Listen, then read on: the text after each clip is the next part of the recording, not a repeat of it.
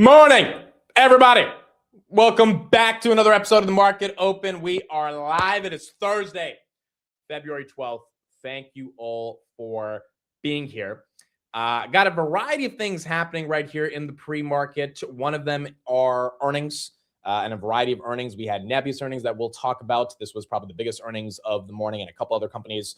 Crocs also had earnings. For those that remember that brand, they actually crushed it. That stock is mooning in the pre-market. So we'll talk about that. We had a bunch of different macro headlines come out over the past 24 hours, some of them having to do with jobless claims that actually came out just recently, some of them having to do with Nvidia and a new office that they are opening up in Taiwan. So some of the implications of that actually has Nvidia up in the pre-market. I mean, it's a relatively green pre-market. Now, once again, the question for these types of pre-markets are, do you trust it or not? Which it is right to be skeptical to trust this type of green, but yesterday was like not red, but it was flattish red. Some names were red, some names were green. And you got Nvidia right there pushing 192.53. We almost hit 698 yesterday on the SPY. Then we closed at 691. We got all the way down to 688. Now it's 694. Very choppy back and forth across the entire market. Software once again took it on the chin yesterday, getting hit across the board. Salesforce, Shopify, Adobe, etc. Some of them getting a rebound in the pre-market, as you can see right there, the S&P at 694. Bitcoin as well also got a little bit of momentum back to 68,000. It fell to 65 yesterday. So nice to see this get at least a little bit of a boost. It's still under 70,000. It hit 72 on Sunday. If we can get back above 70, that would not be the worst thing in the world. On top of that, we had Grab earnings yesterday. I spent a lot of time last night going through the numbers. Grab right there is up about 1% in the pre-market. Initially, it fell 10% as soon as the numbers came out. I did think that was a little bit of an overreaction given the numbers. Guidance wasn't the best, but the numbers themselves weren't actually horrible. So we'll talk more about Grab earnings. That stock up 1%. When the market opens, we're going to find out how big money is thinking of these earnings. But let's get started with Nebius, because this is the big one that I know people are concerned about. This stock has been very volatile all morning. It was at 95 at one point. Now it's at 87. It's down 1.82%. If you've been holding Nebius for a while, you know that it goes up 7%, down 7%, literally every other day. I mean, it's one of those names like Iren and CoreWeave where you can't really develop a range for the stock because it's going to go up and down every single day. So we'll get into Nebius's earnings to start off the show and then get into everything else that we've got going on across the entire market. All right, let's get into it. Good morning, good morning, good morning. Thank you again, everyone, for being here. Second day of the short hair. It is what it is. I'm a new man, and honestly, it feels nice, but second day of the new hair. Also, we're rocking the Valentine's Day Ontology hoodie. Shout out to Iliano. It's going to be going live at 9:30 today. So it really is an amazing hoodie. I mean, it's thick, it's warm, and it's one of those winter hoodies for those that live in anywhere that's cold. But yeah, rocking the Valentine's Day Ontology hoodie special. Also, speaking of Palantir, real quick before we get into it, Michael Burry, I found out about this 2 minutes ago. I did not have time to read this, but 10,000 word bear case on Palantir. So, I mean, there you go. This was inevitably going to happen. It officially happened, and 10,000 words together on probably why you should sell Palantir. I have not read it. It came out literally 10 minutes ago. I'm going to read it because I want to know what he has to say about this. And so I'll try to give my thoughts after I go through all this. But, I wonder if the analysis is actually analyzing the company, actually analyzing the technology. Is it going through headlines? Is it just the valuation? What exactly is he going for here? But we will be going through this probably over the weekend, and we'll see what he has to say. All right, so Nebius earnings. Let's start off with that. Look, I thought it was a pretty good quarter. The problem is they had a double miss. And in this market, you cannot have a miss.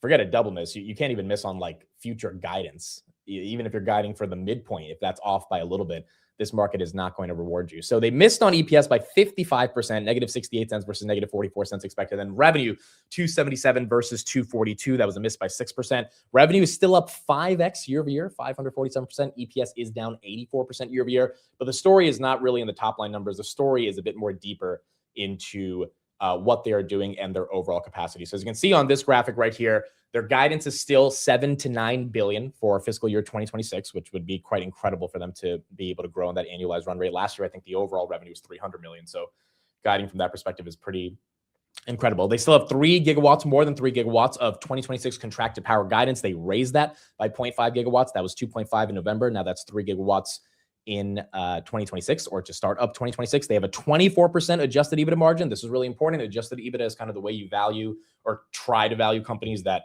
you know are not going to be producing profits for a while. And obviously Nebius is really building out heavy infrastructure with these data centers, so they're likely not going to be profitable at least for another year, if not a couple of years. So adjusted EBITDA going higher is one way you can at least put a multiple on the business, and that adjusted EBITDA margin going up quarter over quarter, that's very important. And that was up 5%. They have 3.7 billion in cash, positive adjusted EBITDA. They talked about the different acquisitions they made. Remember the whole goal of Nebius, AV Rye, Triple 10, ClickHouse, Toloka, trying to become a diversified platform that has a variety of equity stakes in tons of different companies that are all synergistic with the idea of AI, agentic workflows, tokens, etc. And ultimately, the reason I like Nebius over some of the other neo clouds is because they are building their own cloud, their own AI cloud, and that's going to give them a lot of opportunities to contract that cloud and then obviously be able to expand it across the entire world as demand for compute continues to go higher. I did not listen to the entirety of the call, but from what I got on the call, demand continues to be very, very strong. That is why they continue to be sold out. That's why they're raising their guidance. That's why revenue guidance continues to be basically 500% above what they were guiding for in October of 2025. I mean, all the metrics you want to see in the right direction are there. This stock was $100 last week. So the fact that it's down 2% right here, I wouldn't read too much into the price action, but the overall demand from the neoclouds, I mean, this is what Iren said, right? They had a pretty good quarter, even though they missed on a couple estimates as well. I imagine CoreWeave, the only reason CoreWeave was down in Q4 is because they missed because of a supplier. Like they had tons of demand, but one of their suppliers couldn't get some of these GPUs online. And the street got pretty upset about that. So from an execution perspective, it doesn't seem like Nebius is having any of those issues. They are more supply constrained than demand constrained, which is a good problem to have. But, you know, the street's not impressed on a double miss. I can understand if people feel that the opportunity cost of holding a high growth tech name right here that's not really moving in the right direction is vast, especially given what we've seen with Shopify. I mean, that one was one of the nastiest earnings reversals that I've seen. It's up 2% in the pre-market, but from 145 to 110, it definitely upset a lot of people. And this is just one of those markets where we talked about it over the past couple of days. A lot of these names are not getting credit. SoFi, phenomenal quarter, just not getting credit. I mean, the stock being stuck at 20 after being at 27 for 5 months feels like a joke, but this is the nature of this market. Duolingo hit a new 52-week low yesterday, 500 to 109. I mean, this is just incredible. ASTS, unfortunately, they diluted, right? They raised $1 billion in convertible notes due 2036. Stock's down 10%, probably something they should do because their stock price is high and they should take advantage of it. But it's a very weird market right now where memory names are once again up in the pre-market. Micron's up 4%, SanDisk is up 7%. And a lot of other names, whether it's space or whether it's neoclouds, they're not getting the benefit of the doubt. And as a result, they are getting, I mean, AppLovin, yeah, that's another good point. They crushed earnings yesterday. I mean, they're guiding, well, they're guiding for 60% revenue growth, but they did 65% in Q4 and they did 84% EPS growth. I mean, it's just not that easy to put up those types of numbers and grow. On the call, from what I heard, the CEO basically shot down any claims of AI commoditizing their business. And basically he was like, I mean, it almost sounded like he was saying, are you kidding me? Like, do you really think AI is going to mess up our business? Unfortunately, the street's not buying it. And that stock is down 7% as well after a phenomenal quarter. So yeah, I think Nebius was fine. I don't think it was that big of a deal. If you had your long-term thesis, I mean, the stock not being down 10%, I think is more of a win in this market environment. So down only 2.3, I would not be too scared of the thesis on these earnings. Initial jobless claims, before we talk about some of the other earnings, were 227,000. So the previous was 231. The estimates were 223. So we did miss on initial jobless claims. We came in at 227 versus 223. 4,000 more people filed for unemployment than expected. Not the biggest miss, but it is consistent with the labor market report that we got last week from Challenger that jobs data suggested that January had the highest amount of layoffs since 2009. However, the non-farm payrolls yesterday were pretty good, right? We added 130,000 versus 70,000 jobs, 172,000 in the private sector. So jobs data is a little mixed. You had a bunch of Fed presidents outside of Miran come out yesterday and say that there is no need for a rate cut. That's why probabilities are now below 10%. And, you know, at the end of the day, even if you have one or two doves on the panel for the Fed, the majority of them that are coming out, Bostic, Hammock, et cetera, they're all saying that we don't need a cut. So I really doubt we're going to get that March cut, especially after that labor report we got yesterday. We would need to see unemployment in terms of initial jobless claims get up to like 300, 450,000. We would need something massive for the Fed to be like, oh, there's an issue. We're just not getting that right now, which is good because we don't want people unemployed. Definitely don't want that for earnings growth, but that also means we might not get a rate cut in this Fed regime. Now, in the Kevin Warsh regime, who believes that AI is going to deflate everything and that we need to lower rates immediately, we're probably going to see a push for rate cuts outside of the jobs data. But in this Fed regime, yeah, that's not going to happen. CPI is tomorrow. And yes, CPI will get tomorrow. The expectations on CPI, let me just see this real quick. I think it's at 2.8, 2.7.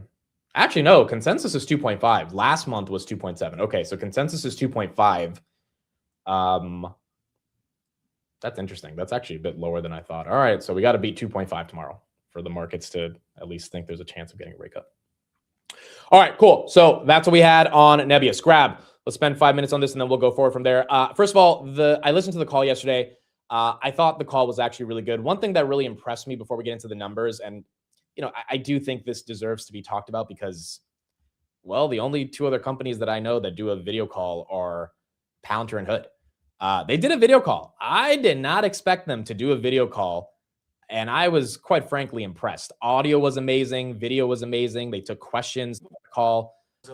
It was one of those things where, like, I just did not expect them to put in the effort to actually have the slide deck up. The slide deck is moving while you're seeing them talk. They're taking questions. There's Anthony Tan, the CEO. I mean, I really didn't expect it, given a company, given most companies. I mean, Nvidia doesn't even do an earnings call that shows video, and Grab, Southeast Asia.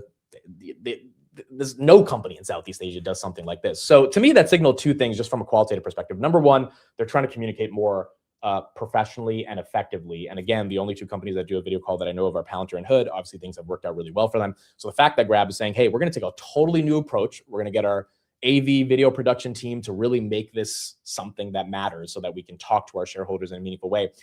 I just thought qualitatively that was nice to see as someone who wants to be long the stock and as someone who thinks there's a lot of potential for the stock. Now, in terms of the actual numbers, look, the numbers were good, but they were not great. And in this environment, you can't have good but great numbers. Unfortunately, revenue growth was only 22% on the guide, and the adjusted EBITDA growth, which is, again, how I value the business, is only 44%. I think they're sandbagging these numbers. I don't think they actually are only going to grow 22% or 44% on adjusted EBITDA. Having said that, the reason the stock fell 10% initially is because I'm pretty sure people were thinking they would do 50%, at least 55% on adjusted EBITDA growth, and then probably closer to 25%. I think they will get there, to be honest. They're going to be doing $1 billion of revenue every single quarter for the next 4 quarters.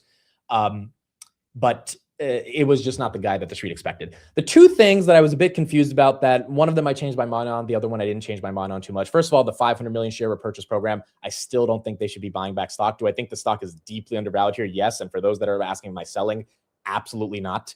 I mean, based on the earnings projection that they're showing, I just don't think below $6 this is a sell at all. Definitely not below $4. Maybe it dumps below $4 today because retail sells or whatever. But no, I can't part way with the stock given the growth that I'm seeing, even if it's not as much growth as I wanted at this rate. So if it's an opportunity cost, it's an opportunity cost. But at the end of the day, my thesis was always give it 2 years. I started this in 2025. We have a year left until we get to 2027. It's still a long year, and I want to see how this ends up playing out at least until after Q1 and see where it goes from there. But I don't like they're buying $500 million back in shares. I wish they put that money back into the business to grow. Now, having said that, they did put the money back into the business to grow, and they acquired Stash. Stash is an investing platform, and this investing platform is a U.S. investing platform. Think of it as like kind of a Gen Z investing platform. They have 5 million users, 1 million paying subscribers, and the total value of the deal was $425 million. That doesn't mean they paid $425 million, but that means the value of the deal is $425. I think they paid about $200 million to be able to get this. From my understanding of this, the reason they bought this company is because it's going to generate a lot of positive adjusted EBITDA in the next couple of years for their fintech business, and they're trying to have a much better way to deeply penetrate the fintech side of the business because that's where the margins are. And then number two, it looks like they want to use the AI solutions inside of Stash to become incorporated in the super app inside of Southeast Asia.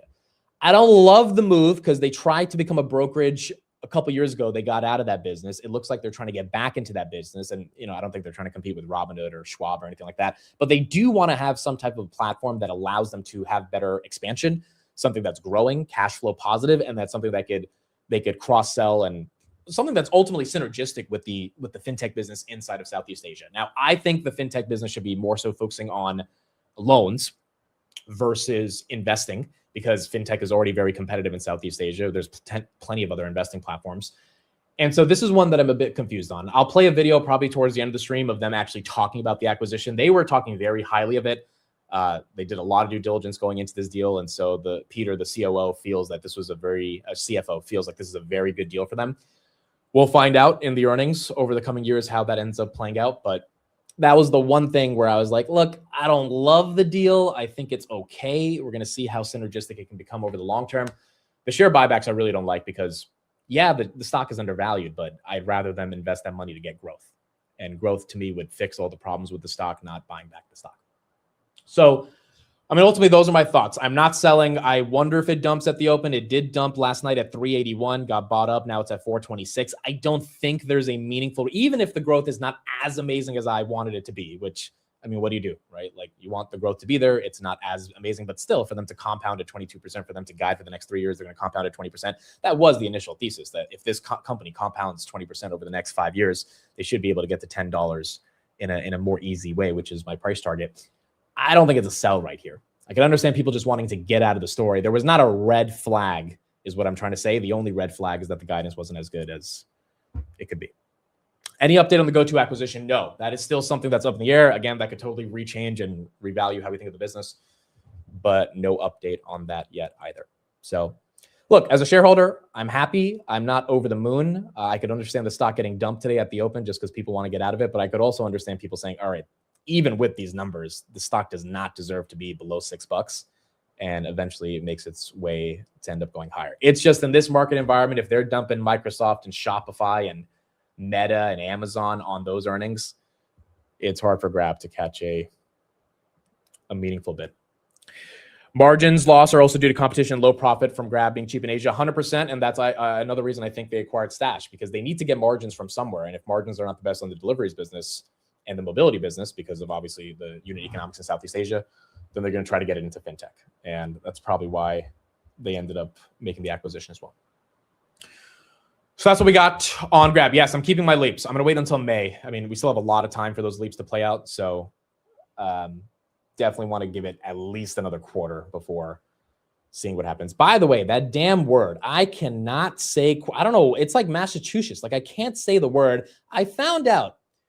Can you guys believe this? I found out Fiscal AI, which they do the whole transcripts of everyone who speaks on the call. Did you see this shit? Couch tagged me in this. This is how they thought I said quarter. QWAR. Like, literally the way it sounded is the way they spelt it out.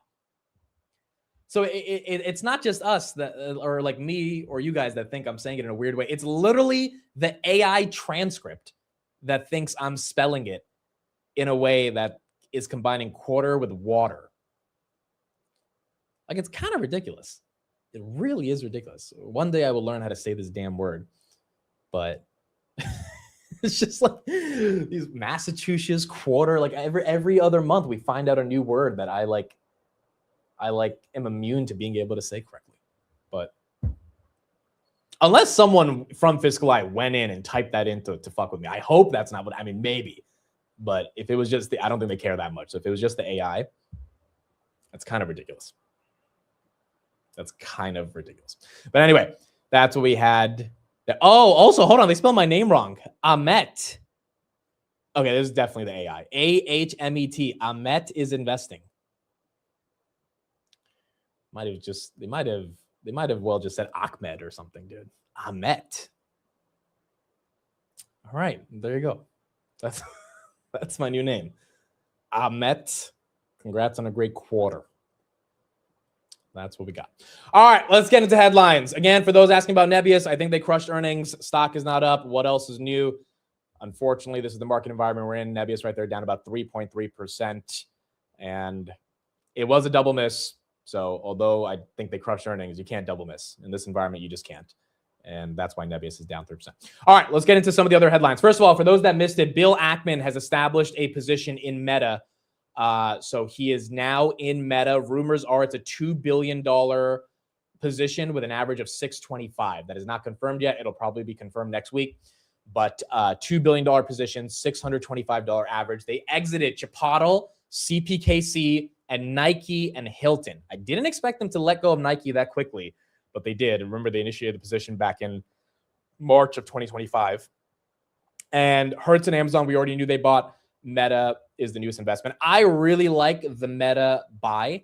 I think it makes a lot of sense. Meta is guiding for 33% revenue growth. Unfortunately, Meta's free cash flow is going to get hit because they're spending $130 billion on CapEx. But Pershing Square did say this is one of the greatest businesses in the world, and they thought it was a very attractive price, and the market was discounting what has happened to Meta over the past couple of months, especially with the new guidance that they put out. On top of that, Meta just posted this last night. Today, we're breaking ground on a new state-of-the-art data center in Lebanon, Indiana, one of our largest infrastructure investments to date. Some people were saying this is bearish for Nebius because Meta had a contract to deal with Nebius last quarter, and now Meta is building their own data center. I don't necessarily think that's the case. I think there is so much demand for compute based on what we're seeing in all these earnings that, of course, the hyperscalers are not just going to partner with the Cyphers and the TeraWulfs and the Irens of the world, Nebiuses, but they're also going to build their own, like just straight up have teams inside of the company that are dedicated to building hardware in the context of data centers. So, I mean, Meta is going to keep growing, and Meta is going to keep building out these data centers. So is Microsoft, so is Amazon, and that's why I think we're seeing more momentum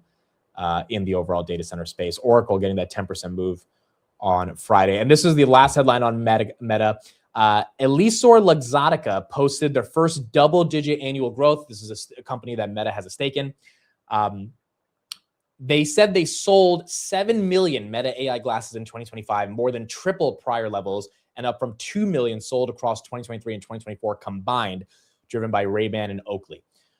I think this is good for the overall Meta thesis around glasses. However, I have been a pretty big bear on the idea that glasses are going to ever replace the phone, much less become something that is so meaningful from a consumer perspective that like it takes off in a pretty profound way. So I still don't believe in the glasses thesis. I think you can buy Meta without believing the glasses thesis, but they are selling a lot more of them. And that's a good thing for Meta. Meta right there, 673 in the pre-markets right now. Kathy, what did she do yesterday? So she bought the dip. She bought 34 million of hoodie yesterday. She bought bullish Figma. Figma is one of those names that's picking up a little bit of excitement across retail investors, given how much it's been getting hit. Shopify, she bought the dip, and then Circle. So she bought 433,000 shares of hood. I did buy some hood yesterday as well, 76.50. It was a small buy, but I bought a little bit more, 76.50. Shopify, she bought Figma, Circle, and bullish. And then she sold Unity. I guess she thought the Google threat or the AI threat is real for Unity. She sold 400,000 shares of Pinterest, sold a bunch of Airbnb. They have earnings today. Twist, PD, Zillow, and then GitLab. So more leaning into crypto and SaaS with Shopify, Hood, and bullish, and then Circle is another crypto name, and then selling some of these names that have been getting hit from the AI tsunami. Unity, unfortunately, I mean, again, the earnings were decent, but down 30%. The street just doesn't believe they are going to be able to survive in an AI world, which is kind of crazy. I mean, take a look at this. Yesterday, so we had the SaaS names that are getting hit. We had the brokerage names get hit 2 days ago because of some AI tax planners that are like showing up in other tech companies. And then yesterday, you had real estate service stocks get hit 12 to 13%. Or sorry, this was this morning. This was at 4 a.m. CBRE Group and Cushman and Wakefield down 12%. Their biggest drop since 2020 on fears that AI tools could automate parts of leasing and deal workflows and eventually pressure fee-heavy, labor-intensive models in the real estate space. This is incredible. This is becoming incredible that every day there's a new sector that is getting tapped by AI. And if you get tapped, you end up getting hit if the street thinks that you're going to be replaced by AI. So it is kind of incredible, but it's also the market that we live in right now. And we're seeing a lot more of that excitement. Now, why is Micron up today? I believe the CFO was at a conference, and in the conference, they basically talked about HBM outlook for 2026, and they said a bunch of different things. As you can see right here, they said performance, the HBM4 product is delivering speeds exceeding 11 gigabytes per second. Micron is already sold out of its entire HBM supply for calendar year 2026, And they also said demand continues to significantly exceed supply, fueled by AI models requiring more intensive reasoning and larger memory capacities. The memory story continues to be the hottest story in the market. Western Digital, Micron, SanDisk, they're all up. I think I've polled you guys many times asking, hey, are you interested in memory? And it's usually 70-30 no, because of the fear of buying into something that has way too much momentum and is eventually going to top, which, over the past couple of weeks, these memory stocks have been incredibly volatile, and, you could have had really bad entries into them. The overall story, if you understand memory and you've been in it for a minute, seems to be that these stocks are just going to completely demolish their earnings because of demand exceeding supply on something that, quite frankly, they have more leverage on than any other semiconductor supplier in the industry. Like outside of Nvidia with GPUs, it's the memory names. One could make the argument they have a little bit more leverage than Nvidia. Now, obviously, the demand for GPUs is pretty high, but the thing is, like, the GPUs don't really matter unless you have a lot of memory. It's like one of the crucial components. So at this point, if you've been long for a while, I don't know if there's necessarily a reason to sell. Just getting in at this level, it's up to your own risk tolerance on if it's worth being in there. Yeah, Seagate as well benefited from this as well. Western Digital, even Texas Instruments to an extent benefited from this story. So Seagate right there, that's up 3.5%. Micron's up 3%. Western's up 7%. Or sorry, SanDisk is up 7%. Western is up 4% in the pre-markets.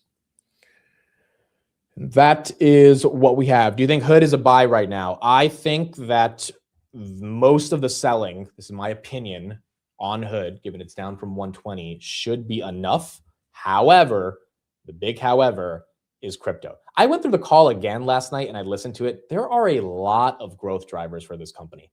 I mean, like, people are, again, the simple stat, I said it yesterday, but forget the trading part of the business.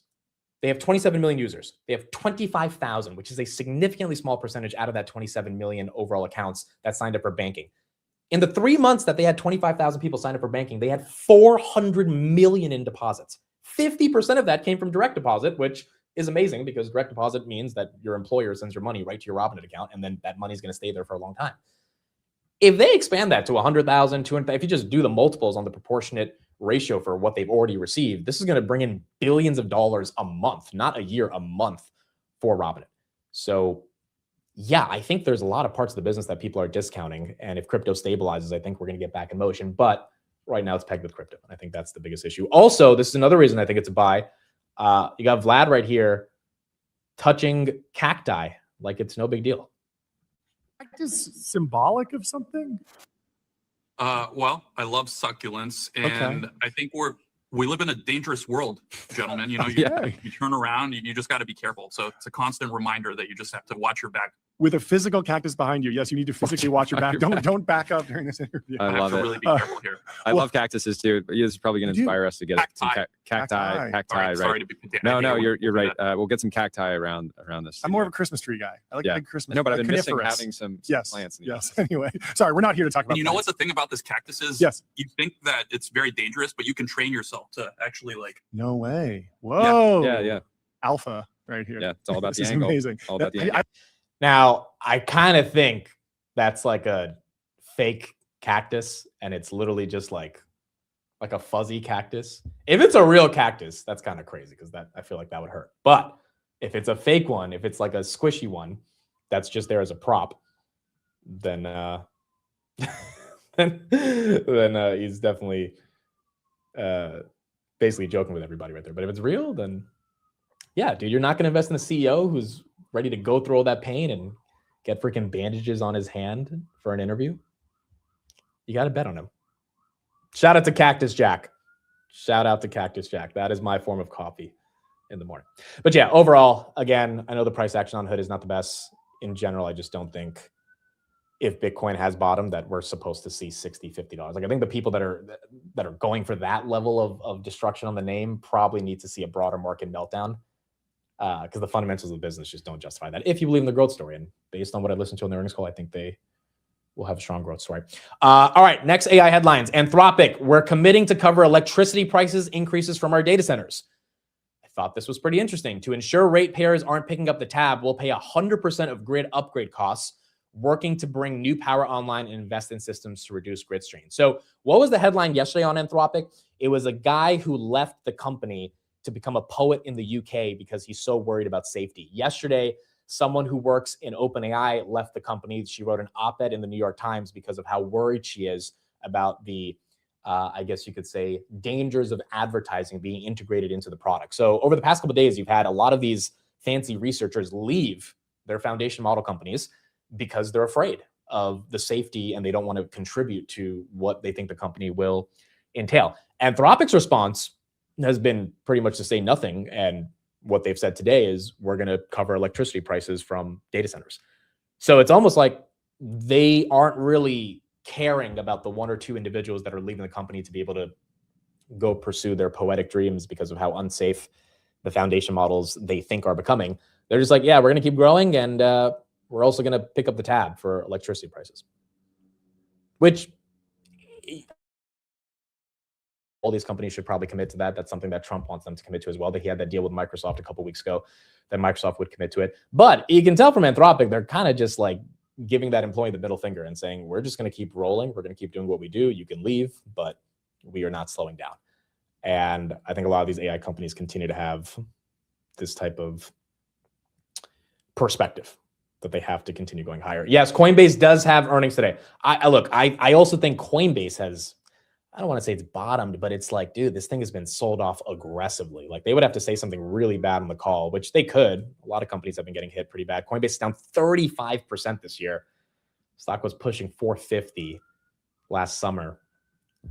I mean, Coinbase goes with Bitcoin and Ethereum. So I don't know what they're going to say that would get the street even more upset about this, but I would hope that even if there's slight misses on certain estimates, this stock has bottomed, or at least is starting to form a bottom, which I think Hood, maybe the 75 to 80 range is that area. Also, on top of that, we have Airbnb, we have Arista, we have Rivian, we have DraftKings, we have Pinterest, we have Roku, we have Toast, we have Twilio, Dutch Bros, Vertex, Instacart, Dexcom, Win. We have a lot of companies today. Jason will be on as well.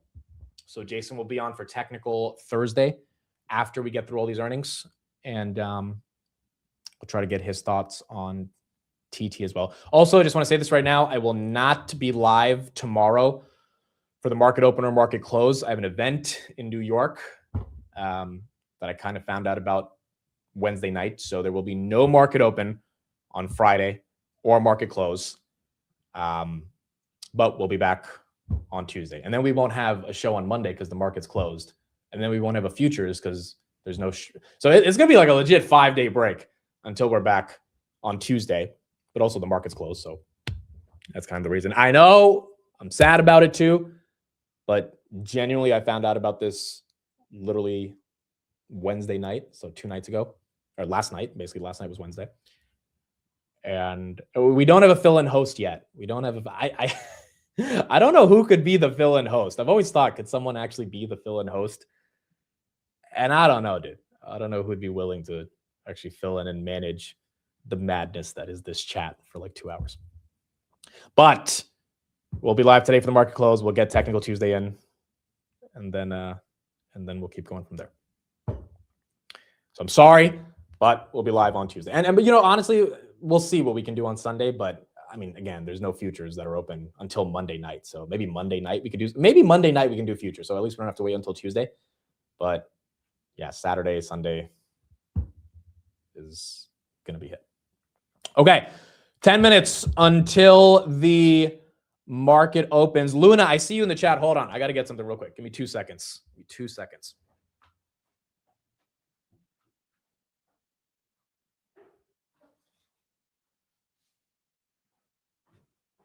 Okay, I was waiting to show this. Luna, I was waiting till you were here in the chat to show this. But shout out to Luna. She was at the New York meetup. This is a Peruvian Japanese bull. This is incredible. And she had a very lovely note for this as well. It's supposed to bring protection, money, and love. So thank you, Luna. I appreciate this. I wanted to say it on stream when I saw you in the chat, but this is a Peruvian Japanese bull. And yeah, it will be in my studio every day, hopefully providing some protection and some light. And in this market, we're going to need as much protection and money as possible to survive it. So thank you, Luna. I appreciate it. And yeah, really, really happy that you were at the meetup and very, very thankful for this gift. I mean, it's a beautiful, beautiful thing. And we'll keep it next to the Tibet bell and keep them together as well. Again, LA meetup, those links are live. It's in the description. I'll put it again in the chat. If you want to be there, March 28th, we will officially be live. And yeah, we will be doing Los Angeles. All right, so let's get into some of these other headlines. Software, take a look at this. I thought this was pretty incredible. Software multiples just hit their lowest level since 2014.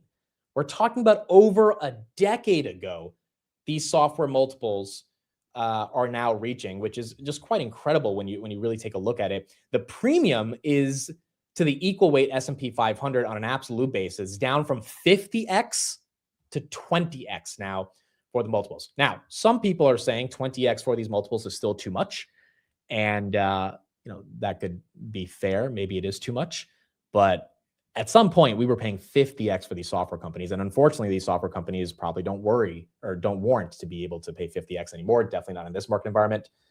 But the fact that software has gotten this hit is quite incredible. Again, IGV had momentum last week, and then it lost all of its momentum yesterday. In the pre-market right now, IGV, the software ETF, is flat, but it was down 2% yesterday. So if you're taking a stab at this, you got to believe that it's going to play out, but it might not happen as quickly as a lot of people think would end up playing out. A couple of other macro headlines. Hedge funds have made $24 billion shorting software stocks on the topic of SaaS, and they are increasing that bet. That's from CNBC. I think that number was 14 billion a couple weeks ago. So now that number is 24 billion as software stocks continue to be the most popular short in 2026 for hedge funds. Also, Trump has agreed to end the Minnesota enforcement surge. Wow. Tom Homan, who's leading his immigration effort, just said Trump has agreed to end the Minnesota enforcement surge. That probably makes sense because they got to get this DHS funding to be approved to even have ICE continue operating. Otherwise, they're not going to have the money for it. And I think one of the biggest things from the Democrats was to end the surge in enforcement in Minnesota. Homan says, I want to thank Governor Walz. I also want to thank Mayor Frey. We've seen a big change here in the last couple of weeks. It's all good change. All right. So they are leaving Minnesota. And that is likely, hopefully, going to lead to less of a chance of a broad-based government shutdown as people thought would happen basically even last week until we got that DHS funding bill signed. IGV, again, that's down 2%. Robinhood up 1%. Meta's up 0.5%. Grab, it fell to 380 last night. It is now at 423. Nebius down 4%. I don't know what they're saying on the call, but maybe Street's not liking it too much. AppLovin, that's down 9%. Shopify trying to get a little bit of bounce. S&P up 0.32. Let's do the green-red poll in the chat. And I guess the question here is, do you trust any of this? By the way, Nvidia is setting up a new headquarters in Taiwan. A new headquarters in Taiwan, in Taipei. So great for Nvidia. Obviously, they have a very deep relationship with TSM, which again hit all-time highs. Or say it's again, wow, 379 on TSM. TSM making a massive move. I think it's going to open close to 2 trillion. It's at 1.94 right now. I think that's going to get to 1.97 as soon as the market opens. But TSM $380, as that one has had a much better year than the other software names. TSM year to date is up 17%. 17%. Nebius is dumping on high CapEx spend. I actually didn't get the full. If someone has the number for how much CapEx they're guiding for, I actually didn't see that. But I mean, if they dumped Amazon for that, then they could definitely dump Nebius for doing something like that as well. AppLovin Rule of 40 score is 150. Their trailing PE is nearly in the 30s. Look, I agree with you, Charlie. This stock deserves to be higher. I mean, I do not think it deserves to be at levels it was at in November of 2024. I mean, this is getting a bit ridiculous, but it's dumping heavy right here. Pre-market down 10.2%. Unfortunately, folks, I do think we are in one of those markets until Nvidia reports where good earnings are not being rewarded. And that's not the most bullish to see. It doesn't mean you sell out of everything and you go to cash, but it does mean you alter your expectations on what we're seeing in the equity markets. I mean, For them to take down Google, for them to take down Microsoft, Amazon, it's the gains are going to be hard to fight for this year. I think that's what we're all recognizing. And I know it's only 2 months into the year. Maybe this all switches by April. Maybe we have to go through this consolidation period, and then we start making a leg higher like we were in 2025. Rocket Lab down 2% right here in the pre-markets as well. But that's what it feels like. It feels like this is a little tougher to be able to maintain momentum. Coinbase got a downgrade this morning to a sell. HubSpot also, they had a relatively good earning. They got a downgrade by 41%. That stock's up 6%, but RBC took them down to 189 from 322. RBC is a big software name as well in terms of a software analyst in the investment bank. So that's incredible that they took them down. Shopify got an outperform at Mizuho for 150. Oscar got a outperform by Raymond James, $18 price target. Oscar getting a little bit of love. Adyen had earnings today. I don't see any pre-market action on that one, but it was slightly up yesterday. Paycom had earnings.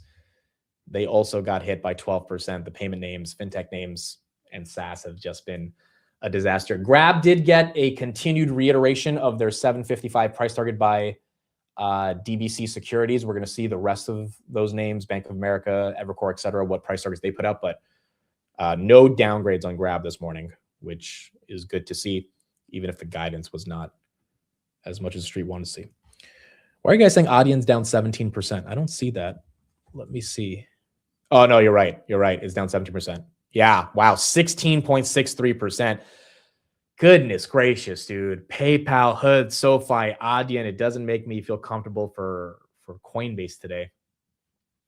Absolutely getting hit across the board. This reminds me of last February. Yeah, but the difference is last February, 2 minutes into the market opens, last February, we had tariffs to blame. Now we got nothing. We got absolutely nothing to blame other than, is it Kevin Warsh? Is it AI eating SaaS? Like what do we have to blame? There's not anything that's that interesting to easily say, yep, this is horrible. Even the last February we did. And so I think that's another confusing point to a lot of people here. SoFi still getting hit, Rocket Lab getting hit, everything. Yeah, I mean, look, this happens right before the market opens. This happened the past couple of days now. You just start to see a little bit of a move down. Now, again, the memory names, they're moving. Let's see if the market rotates into memory and sells off a bunch of stuff. Robinhood getting a little bit of a move. Let's see if that's real or fake. Meta, some good headlines this morning. Oh, by the way, the reason Shopify got hit yesterday, I was listening to a little bit of the call. Everyone was asking about agentic commerce. Basically every question was like, hey, what happens when people want to buy a pair of sneakers and then Gemini just recommends it for them?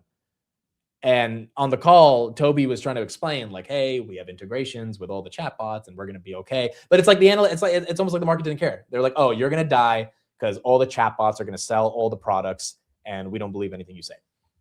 And it's like, that's the sentiment right now around these AI names or these SaaS names that might be getting commoditized by AI, even though it feels kind of ridiculous that Shopify would just be eaten alive by the chatbots. But that's the narrative. And I think that's why they're getting hit as hard as they're getting hit. All right, let's get into it. Thank you, everybody, for being here. Thursday, February 12th, 9:30 a.m. The stock market is now open.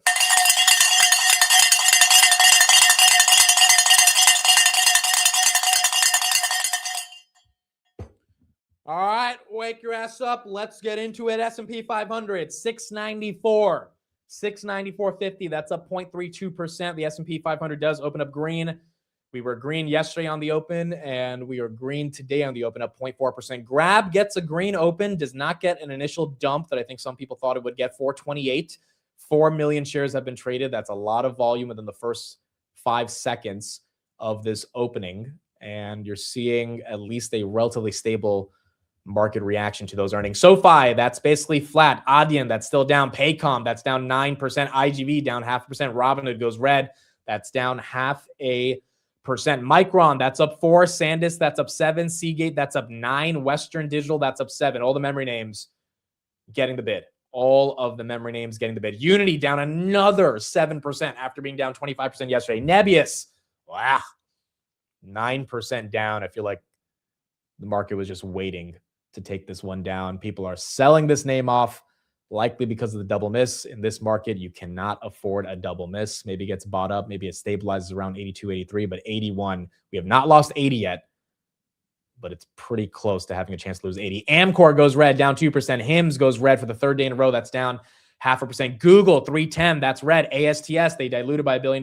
That is also down by 10%. Rocket Lab, that's down by 3%. AppLovin, wow, 15% feels a little excessive.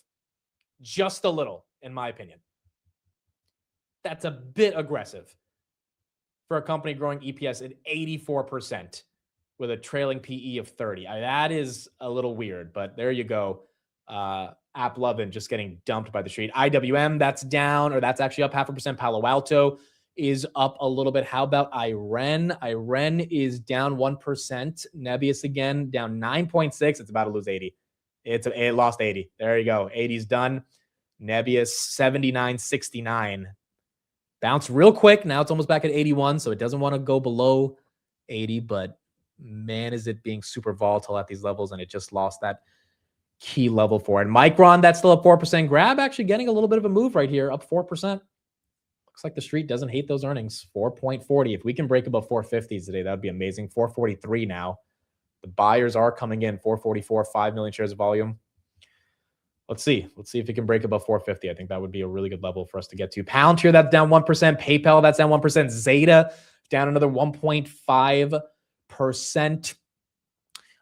Red Cat, that's down 1. Fortinet, that's down a little bit. CrowdStrike, that's down. All the rare earth stocks, my goodness. MP down 2. Critical Metals down 4. USAR down 4. Once again, you are seeing some of these high beta names get hit. Space is getting hit. Rare earth is getting hit. Memory is not getting hit. What about nuclear? I think there were some nuclear headlines this morning. Oklo, nope, that goes down. SMR, I think, had a headline. SMR slightly up, but it's losing a decent chunk of the pump. DE, John Deere, all-time highs. Your defensives, your utilities, they are winning this year. Look at that. John Deere, all-time highs. I imagine Caterpillar's green. Caterpillar, once again, 4 days in a row is green. The market has decided these are the names that are going to win, not your super high growth SaaS names. HubSpot actually okay, so that's so interesting. AppLovin's down 15, HubSpot's up 11. From my understanding, AppLovin had a much better earnings from a growth perspective than HubSpot. Now, granted, HubSpot's a $12 billion company. AppLovin's like a $200 billion company, so probably a difference in valuation there, but I think AppLovin is technically cheaper. That's down 13%, trying to recover to 400. Where's Tessie? Tessie is green, 434. Tesla goes up. Okay. Nice to see Tesla get some love. VRT deserves to be at all-time highs. They absolutely demolished earnings. They deserve it. I mean, data center growth at 252% year over year. You want to see the market reward those names. It helps the AI thesis play out, even if you don't own them.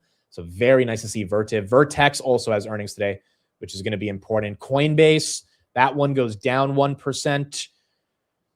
Grab, she's trying for 450. If she can break above 450, that'd be very, very nice to see from a price action perspective. For those asking, am I buying Grab here? I've bought Grab at 480, 490, $5, 430, 420. So yes, I mean, I think anywhere below realistically 570, which was the all-time high back in November of 2024, I think it's a buy. So I don't know where the stock's going to go, but yeah, I do think under $5. This stock is a buy. Grab right there up 4.2%. TSM lost the pump in the pre-market, 375. Netflix, so I got an interesting stat about Netflix. Netflix did break below 80. I'll tell you the stat in a second, but Crocs, which let me know if anyone owns these shoes, that's up 16%. I imagine that's good for the consumer because consumers have to be buying Crocs. I had Crocs years ago. Now I just wear like Adidas slides, but they are incredibly comfortable. And I believe they beat on the top and the bottom. Guidance was also really good for them. So Crocs, that stock, you know, it's not SaaS, it's not AI, it's Crocs. That one is moving. A CEO said, we ended 2025 on a strong note with better than expected holiday quarter. We repurchased 10% of our shares outstanding and paid back $128 million of debt. Revenues, by the way, were down 4% year over year. Like the markets, again, there's probably another reason the stock is up, but AppLovin's up 65% year over year on revenue. Stock's down 14%. Crocs is down 4% year over year on revenue. Stock's up 17%. Again, I know they're different companies and it's hard to compare them in a vacuum, but this is the nature of the market that we are in. Okay, so Netflix. Robinhood puts out the top 10 stocks that are owned on their platform every single month. A lot of people don't know this, but they do this every single month. They just put out the one for February. For the past 4 years, GameStop has been part of the top 10 companies that have been owned across Robinhood. GameStop is no longer there. The company that replaced GameStop as a top 10 asset on Robinhood, which means retail's buying, is Netflix. You have Nvidia, Tesla, Apple, Meta, Amazon, Microsoft, Google. That's your big tech. Palantir was the newest one last year, as Palantir became a big name. That entered in mid-2025. Then you have Ford. Robinhood gave out a lot of free shares of Ford to a lot of people that when they signed up in 2019. And then you had freaking GameStop that was stuck on this list for the past literal 4 years. And I would get so annoyed as a Robinhood investor because you just want to see, users evolve from owning GameStop as a top 10 asset on the platform. Netflix has replaced it, which I think is very interesting that retail is that committed to buying the dip on Netflix. The stock is down 42% from the highs. Netflix right here down 2.2% of the day. I mean, I did say Netflix would look interesting at 75. It's not at 75 yet, but I remember when it was at around 87, 75 was the target that I liked. Let's see. Let's see if this Warner Brothers deal goes through or if it continues to be an overhang, but retail is buying the dip on Netflix. Robinhood down about 2%. Western Digital up 9. Seagate up 8. SanDisk up 8. Micron up 5. All the memory names continuing to get some momentum. Fastly at earnings yesterday, they crushed it. 64%. I know it's a $2 billion company, and they had a good earnings, but really 64%. This is also a SaaS name, by the way. It's a cloud provider, 63% or a CDN company, but 64%. And AppLovin falls 12%. I mean, it's quite incredible to see. GE Vernova, that's up 2%. Cisco, I thought they had a good earnings. Cisco's down 7%. McDonald's is up 1%. So you got the street just going back and forth on a lot of different names. Carvana, that's flat. Microsoft, once again, 403. Palantir Red. Reddit, another 4% down. Another 4% down after being down 8% yesterday. Salesforce is up. CrowdStrike's up. So some of your SaaS names, let's go to the SaaS playlist. The SaaS names are indeed green, except for Oracle, which is barely down, and Palantir, which is barely down. So SaaS getting a rebound today. I don't know if you can trust it because every day it's back and forth, but SaaS getting a little bit of a move higher. Nvidia, where is that? We don't even think we checked it today. Nvidia 191, hit 193, now back to 191. At least it's been holding the 190s, which has been nice today. The head of Instagram is going to be testifying in court. He's going to be arguing that social media platforms are not intentionally engineered to be addictive. Okay.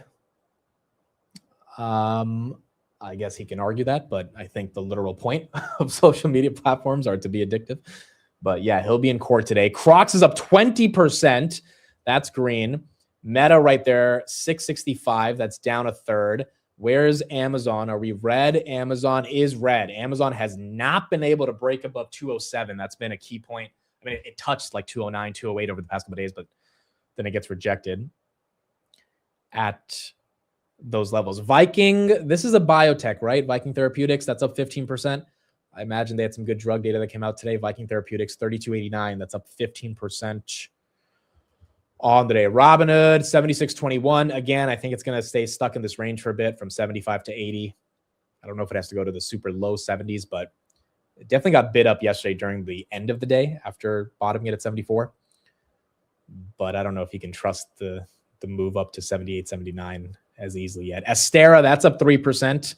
That's getting a little bit of love. Iran still flat. Nebius. Okay, Nebius bounced off 79. It touched it for a second, 79, 69, then came back to 82 as that is green. Google says attackers used 100,000 prompts to try to clone the AI chatbot Gemini. Google says private companies and researchers are trying to copy Gemini's capabilities by repeatedly prompting it at scale. Wow. So cyber attackers are trying to prompt Gemini to replicate the features of the bot. This happened in Ireland. A distillation campaign prompted Gemini more than 100,000 times before Google identified what was happening and adjusted its AI to better protect itself. Well, I guess the AI is going to have to learn how to fend off cyber attackers. That's the first time I've seen a story like that. Nvidia 192. That's green. Nate, I see you in the chat. Were the earnings good for Nebius? I think the headline numbers were decent, even though the stock's down 5. Street seeming to not like it as much right now. HIMS, is that still getting hit? HIMS is getting hit. 1657. Amazon still hit. Meta still hit. S&P somehow holding on to the green. I guess financials that were tanking yesterday are up today. So your JP Morgans are helping out. How about Lilly? Lilly is up today. Walmart, John Deere. Walmart, look at that. 131, folks. All-time high on Walmart. 1.05 trillion. Does anyone own Walmart? Put it in the chat. Walmart year to date is up 17%. Higher PE than Nvidia. I mean, the street wants the reliability, I guess, of Walmart's cash flows more than anything. Wow, dude. 1.05 trillion on Walmart. 60% of Nebius's CapEx will be funded by their cash flows. So can someone give me the number again for how much they're guiding for CapEx? Like the official number? I imagine it went up. Netflix still dumping right here. 77.67. That's down. 16 to 20 billion. Dude, that's crazy. Their market cap is 20 billion, right? Nebius's market cap is 21 billion. They're guiding for their entire market cap of CapEx. That's probably why the stock is down. It might not be a justified reason, but if Amazon guides for 40 billion of CapEx higher than expected and they go down 10%, I mean, yeah, Nebius is going to get hit with this type of a guide. Although that's a lot of freaking CapEx, dude. If anything, I think that means the long-term bull case around compute and AI is not slowing down. It just means these companies are not going to make any money probably for the next 2 years. Same with Amazon and Microsoft. They're really not going to be free cash flow positive for a while to capitalize on the opportunity, which means maybe in 2028, the street recognizes that. I would hope it's sooner than that, but at least that's what the narrative feels like right now. SMR, that flips green. That's up 4. Rocket Lab still down 2. And then SoFi down about 1.2%. Definitely bullish NVIDIA. I would agree. And why is NVIDIA still down? You know, that is the question, right? Now, again, I think the actual reason for why NVIDIA is down is because when NVIDIA goes up, it's kind of like the whole market has to go up to an extent. At least that's what it's been like for the past couple of years. Like, it's been very hard to see NVIDIA pushing all-time highs and the market is flat. I mean, remember in October when NVIDIA was pushing 212, the market was going crazy, right? That's right before we had the soybean incident and then everything tanked. So I guess if the market's not ready to just zoom higher, I mean, NVIDIA is just not going to zoom higher. I mean, the NVIDIA has to be one of the most algorithmically controlled stocks on the planet, given the amount of volume that gets into that name, the amount of traders that are also in it. Trump just tweeted, Canada has taken advantage of the United States on trade for many years. They are among the worst in the world to deal with, especially as it relates to our northern border. Tariffs make a win for us easy. Republicans must keep it that way. The U.S. House of Representatives backed a resolution that would end Trump's Canada tariffs 219 to 211. 219 to 211. Now it has to go to the Senate. And I think Trump tweeted something last night. If there's any Republicans in the Senate who vote for this, they're probably not going to be. Yeah, Trump just tweeted, any Republican in the House or Senate that votes against tariffs will seriously suffer the consequences come election time, and that includes primaries. The Dow is 50,000. These numbers were impossible. No Republican should be responsible for destroying this privilege. Okay, well, I think a Senate vote's going to happen pretty soon. It would be quite interesting to see if Republicans actually side with Democrats here and try to reverse the Canada tariffs. I don't know if Republicans would be able to do that, given Trump would be pretty mad at them. But you're going to need 2/3 of the Senate to agree with that. So the House vote really is irrelevant until we get something in the Senate. Palantir right there, 134. That goes red. Reddit's still down 5%. Is the Qs, are they red? The Qs go red. The Qs go red. Can you talk about the soybean incident? What were you talking about that tanked the market back in November? So Trump, I mean, we referred to it as the soybean incident, but realistically it was a deleveraging out of crypto. On October 10th, Trump tweeted that that he will not be buying soybeans anymore from China because of China being unfair, and China, like the argument that was that China was threatening other countries and blackmailing them and all this stuff. So soybean purchases were going to stop. And then as soon as he said that, crypto just got destroyed. There was like, what was it, 20 billion of liquidations on crypto. I don't know if the soybean tweet was the catalyst. Maybe that was going to happen regardless, but the soybean tweet definitely got the market scared because of the geopolitical instability with China after we had already signed a trade deal with them a month before. So everyone felt like it just flipped 180. And that was the incident that started the downturn going into the end of November. And we never really recovered from that, to be honest. We really never meaningfully recovered. I mean, we hit a couple of all-time highs on the indices, but they just got rejected, and individual stocks continued to get hit. But yeah, that was what happened in November. I still remember that day, because that day for me, I'm sure that day for a lot of people was all-time highs, like October 9th, October 10th. Like, if you go to your brokerage, I think for many people that was all-time highs. And the soybeans, unfortunately, have not been able to get us back there. Supreme Court decision. So there are rumors that next week the Supreme Court will come out with a decision. I don't think that's going to happen, but I mean, we'll see next Wednesday if the Supreme Court actually gives us a meaningful decision. BTC, are we at 67? We were at 67.6. Costco, is that still above 1,000? Close, 993. That's up 1.5. AppLovin, are we dumping? AppLovin, we are still dumping, folks. Almost the low of the day. If we lose 382.78, 16% down. I feel like if you love AppLovin, you have to buy this here. Just like if you loved Hood yesterday, 11% down, you got to take a nibble. It's just, man, this is quite incredible to see this growth get discounted. Quite incredible to see this happening. City economists are projecting lower job growth in the spring and the summer. The weaker labor market should allow the Fed to resume rate cuts later this year. Okay, so Citi's making the argument that we'll get a rate cut by May if we have lower job growth. I mean, I think that was the analysis for January, but January had double the job growth expected. S&P now starting to get a little red, 693. We lost 694. And maybe we'll see if those rate cuts end up happening early or not.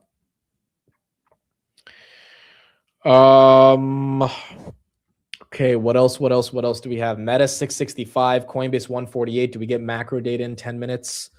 Let me see. We had initial jobless claims. Those were worse than expected by a small amount. We get existing home sales in about 10 minutes.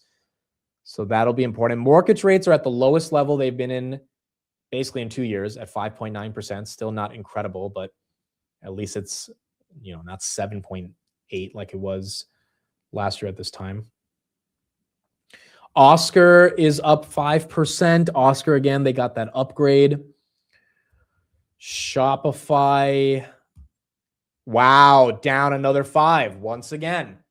Shop getting hit. Shop getting hit, down 5% right there. Nebius also down 5% again. Why is AppLovin down? Competition from Meta? I genuinely am not sure why AppLovin is down. I mean, there were some questions on the call that they asked about how AI is going to, like, again, AppLovin is an advertising tech business. So there were some arguments about why that would be relevant in a world of AI. And the CEO was just like, dude, AI is going to help us. Like, AI is going to make the targeting way more efficient and effective, et cetera. And it's almost like the street does it just like with Shopify. Toby was like, hey, agentic commerce is going to help us. It's not going to hurt us. The street doesn't care. CoreWeave, where's that one? CoreWeave up a little bit going against Nebius and Iran. Zeta has also been confusing once again. I don't think this makes a lot of sense. This is the SaaS Armageddon across the board. The good thing about Zeta is it's gone down so much that one would argue on earnings, like, what is it going to $12? If it is, it's like, okay. Then again, you can't discount that because, you know, when AppLovin was at 450, I'm sure people are like, is it really going under 400? And here we are. But I don't think it deserves to be there at all. And a lot of this to me is algos selling off any SaaS name that's together. Like, there's no headline you can point to around AppLovin or Zeta or any of the advertising names. There's plenty of headlines to point to for the memory names, as all of those are up almost double digits. Western up 11, Seagate up 12, SanDisk up 10. Reddit also getting hit in the advertising space, 134. The quantum names have got hit pretty bad. D-Wave right there, 1913. Again, these names were pretty good in January. D-Wave is now down 32% year to date. Rigetti, IONQ, all of them in the same boat. So some of the high beta sectors have held up, like space, kind of. Rocket Lab has gotten hit pretty bad. Same with ASTS. And then you have other ones like rare earths, quantum, nuclear, all of them like just not holding the multiple that they held early in January. Coinbase right there down 3.2. Even energy names like Fluence, this thing was at $34. It's at 17, bro. Like some of these names, just a 40 to 50% erasure within days, forget weeks. Like these names were at 32 last week. 2 days later, they get crushed. Nebius, did we flip green? Not really. Still down 2%. There's a green candle, but we did not flip green yet on Nebius. Do you like Corning? I have not done a super big deep dive on Corning. I do think they're similar to a literally a GE Vernova or one of those names, but a Vertiv, like those infrastructure names. Again, they got a big deal with Meta. Jason loves this name, and he thinks this one really has a lot of momentum in it. It's a $109 billion company, so it's not necessarily the smallest company in the world. But if you believe they have more deals like the one they had with Meta, I mean, this one's probably going a bit higher. Whereas Grab 441, that's holding on. Again, we covered it early in the show, so you can rewind and listen to some of that coverage. But I really was impressed they did an earnings video call. I did not expect them to put in that much effort. The only two companies I know that do an earnings video call are Robinhood and Palantir. I mean, Open Door does one, but like it's Open Door. I don't mean to throw shade at Open Door, but like it's Open Door. Like it's fine, but Robin and Palantir are the only ones that I know. Tesla doesn't do it. Nvidia does. So like for Grab to do it, and they're not even an American company. That caught me off guard. I did not expect them to put in that much effort. Tesla right there, 429. Oh, well, Strategy does do it as well. I should correct myself. Yes, they gathered the crypto Avengers to do a earnings call. Okay, Netflix does do it, but that's fair. Netflix has done it for so long, but it's also like, you know, Netflix has never been like a community event where everyone gets together to watch the call. Like it's Netflix. It tends to be just them yapping about their new originals, and retail doesn't get too excited about that. But now that Netflix is a top 10 owned asset on Robinhood, I guess retail is a lot more excited about this. But in terms of names that have like a real community, it's been Palantir and Hood that have embraced the video thing.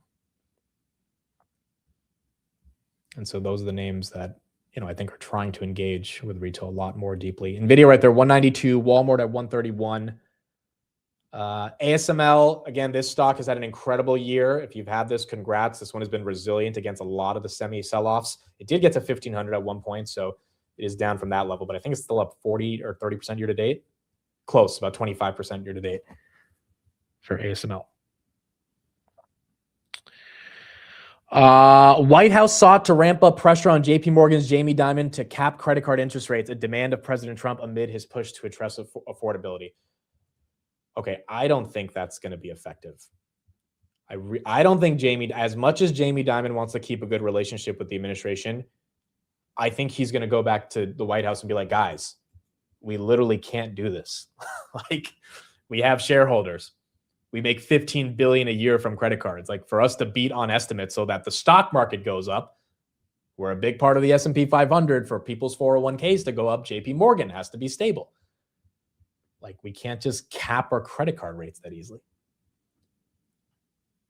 Jamie Dimon has never been the biggest fan of Trump. He's talked a lot of shit about him over the past couple of years.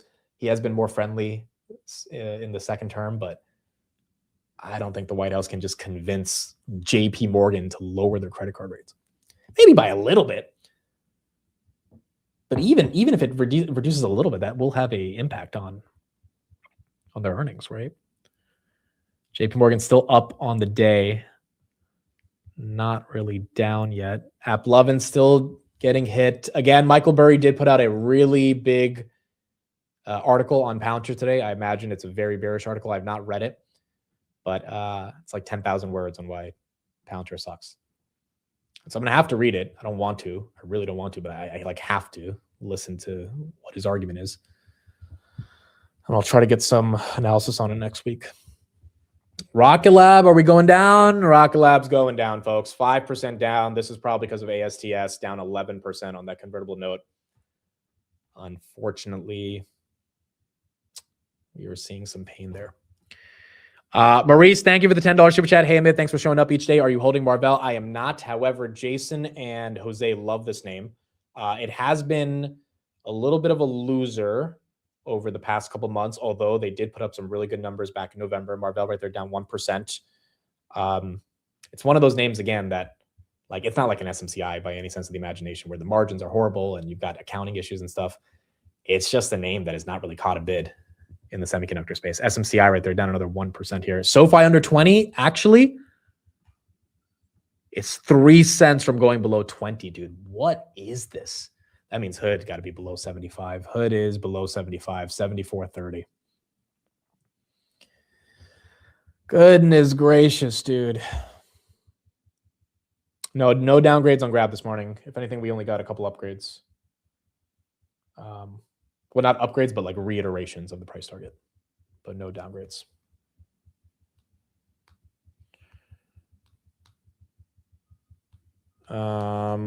Amcor down again. I don't own Synaptics. I know I did the Equity Edge podcast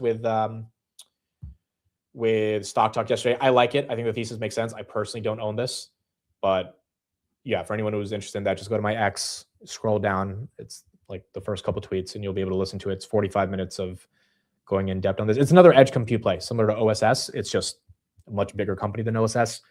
And there's more of a humanoid robotic tailwind for this name as like a major bull case. But I don't personally own it.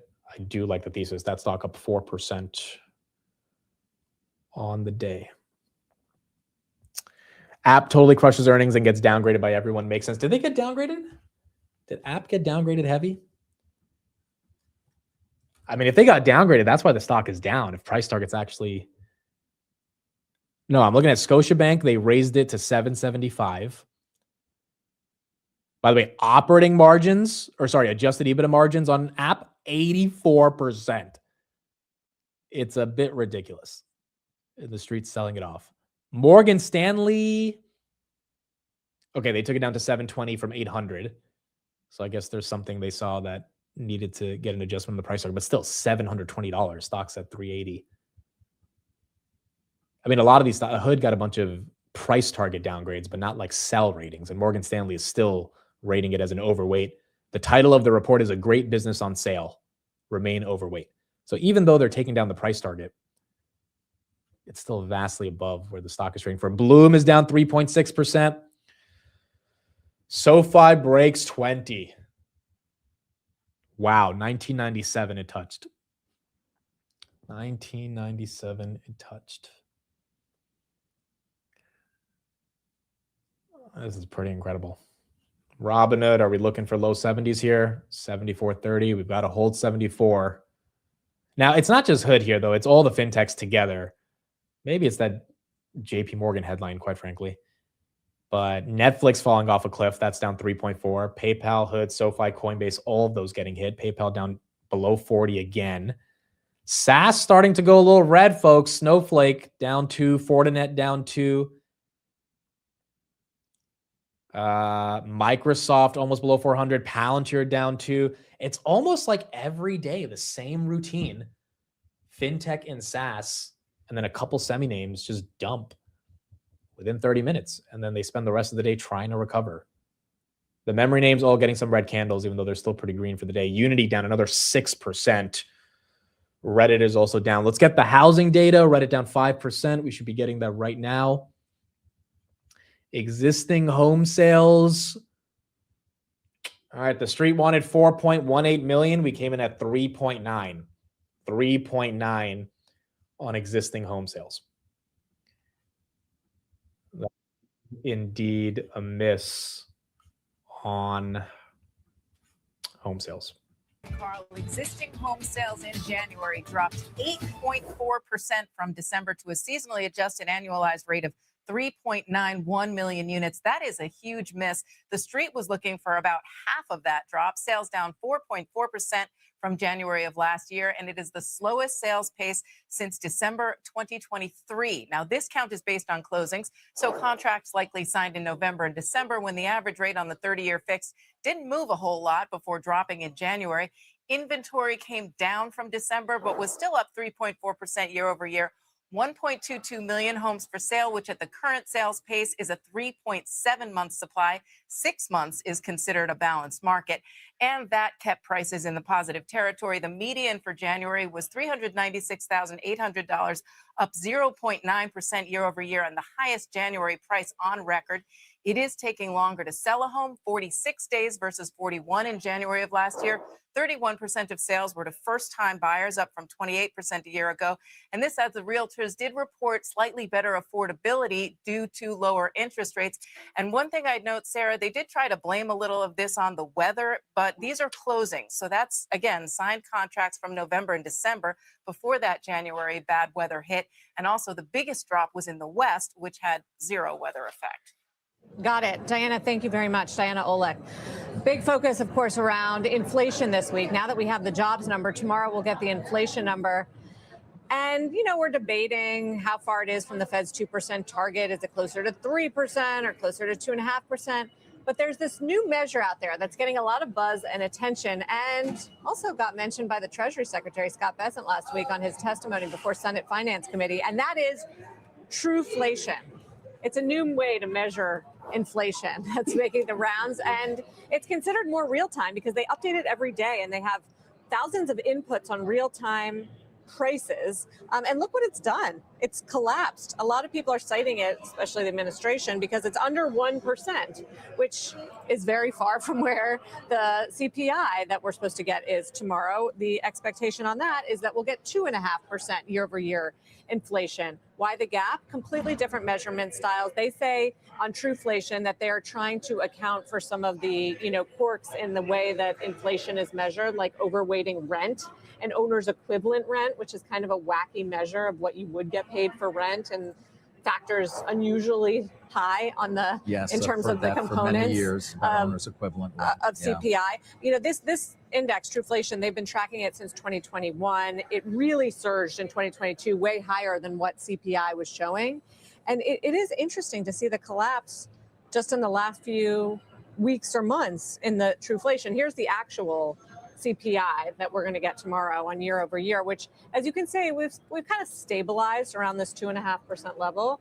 It's not 2%, but it's certainly not the, 7.5%, 8% that we were in 2022. It's obviously important, guys, because first of all, this is what we're paying for everyday items. It's the whole notion of affordability, right, and how that's weighing on consumers, but also what the Fed does, which the Fed is trying to target lower inflation and lower unemployment rate. And so that's those are in tension right now. I don't know if you saw the interview with David Einhorn yesterday.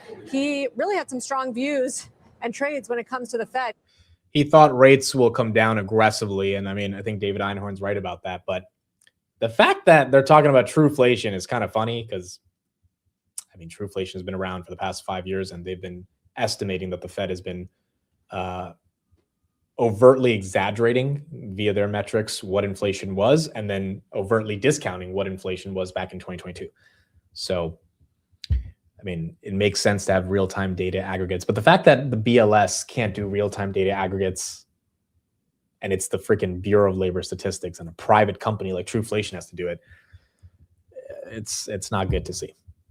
But maybe that will be something that hopefully influences the Fed to think about inflation in a different way. ASTS still down 14. Nebius coming back from the dead, folks. Look at that. Going green. touch 79 or right back to 88. I mean, it's classic Nebius, right? Up and down, incredibly volatile. Even if there weren't earnings, the stock would be up and down multiple percentage points. So it is nice to see that one at least going green after the basic 9% hit that it got this morning. Slightly green right there, 89.12. Marvell's still down 0.5%. SMCI's down. Rocket Lab's down 5. AppLovin's down 15.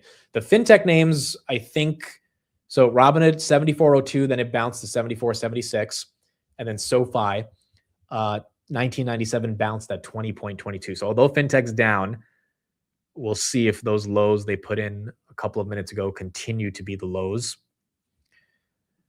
I mean, look, I don't think Robinhood deserves to be here. I don't think SoFi deserves to be. A lot of these names. But then again, it doesn't matter what I think they deserve. I don't think Amazon deserves to be a 201.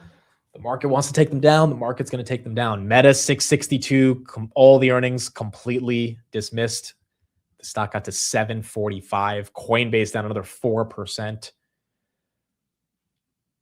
Amazon almost below 200. Vertiv up another 2%. That one's holding on. Oklo's up a little bit. Paycom, that's down. Adyen, that's down 17. Amcor, that was up 4% yesterday. Gave it right back, down 4.9% today.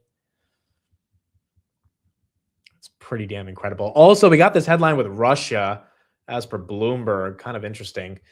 Russia is considering moving back to the U.S. dollar as part of a wide-ranging economic partnership with President Trump. The partnership would include U.S. and Russia working together on fossil fuels, joint investment in natural gas, offshore oil, and critical raw material partnerships, windfalls for U.S. companies, Russia's return to the USD. And those are the 5 components of this deal, as per Bloomberg. I would imagine this is what Putin wants to further enter the global economic system after the past couple of years of war, and maybe this is what Trump is willing to allow if he were to officially end the war with Ukraine. That would be a pretty big deal. If, I mean, one could argue then the United States would start taking sanctions off of Russia. We've sanctioned Russia for basically the past 3 years. If he enters back into the USD monetary system, you could see those sanctions potentially be exchanged for ending the war. I don't think partnering with Russia is a good idea. Yeah, I see geopolitically, I think Trump's in a bit of a pickle here because, you know, he promised to end this war a while ago. Obviously, it was much harder than expected, and you've got both sides that have just not been able to agree to any meaningful conclusion. I think he might be thinking, I have to give up something pretty big to get this thing to end. But time will tell. I mean, every time they've even tried to negotiate one of those deals. Remember when Trump and Putin shook hands in Alaska and they made a big deal out of that event and they thought something, like literally that was 8 months ago. Nothing has happened in terms of progress to actually stop the war.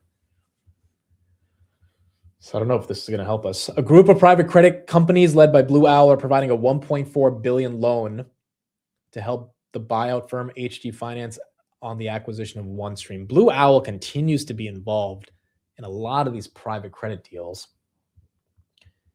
1.4 billion loan they are now giving out. Google has a little bit of a green candle. Waymo, speaking of Google, aiming for 1 million weekly rides this year. Currently, they're doing 400,000. And CEO said by the end of 2026, we would like to have 1 million paid rides. And they just raised $16 billion last week.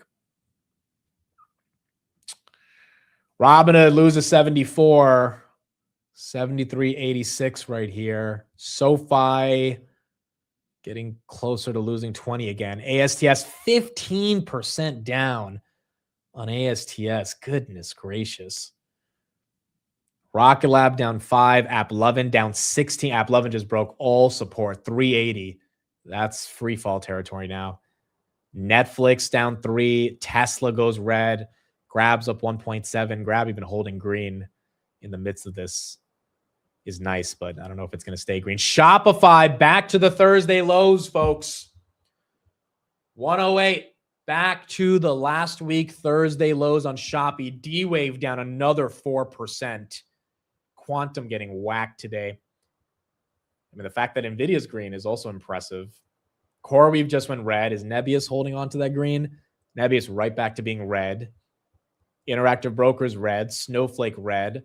USAR down 9%. The rare earth stocks. Dude, hold on. This is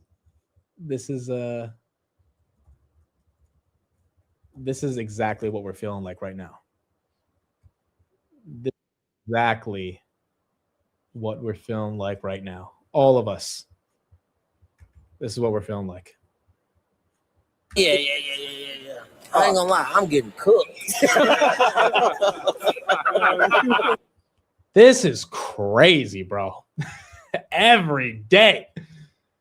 Every freaking day. Nebius still red. Hoodie trying to get a little bounce. And Netflix still down as well. They're just stocks, right? They're just numbers on a screen. It's not that serious, right? It's just numbers on a screen. Numbers go up, numbers go down, you know?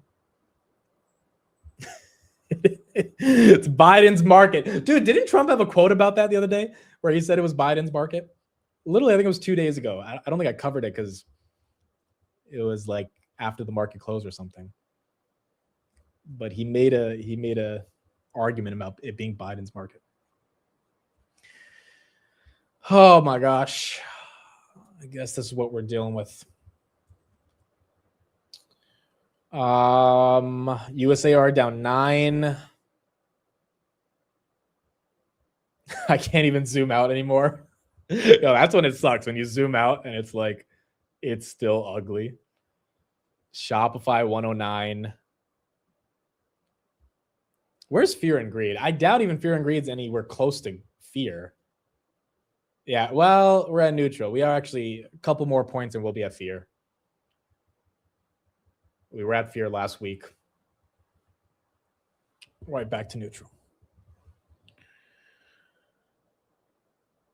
Let's pull up the heat map. Yeah, let me pull that up. Did you really have to cut your hair? I'm sorry. I will take the blame. I will take the blame for all of this.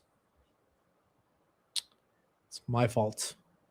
So as you can see, defensives, industrials, real estate, utilities, financials, green. Once again, tech is red. Software is red. Semis are red. Outside of memory. 2 months in, this is how this market is operating.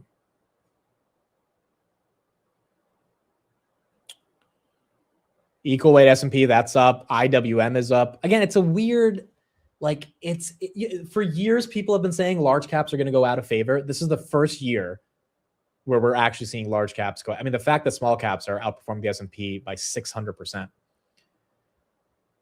Yeah, large caps are not in favor. Although, again, the multiples on these things are ridiculous. And I would imagine a year or two from now, no one's going to be upset they bought Amazon at 200. But in a month or two, you might be, with other names just going higher. AppLovin's still down 16% right here. Like literally just buying IWM to start the year would it be outperforming the S&P by a factor of 5x, which is incredible. Their earnings growth is good on small caps. It's just, you know, it's not 48% cloud growth from Google.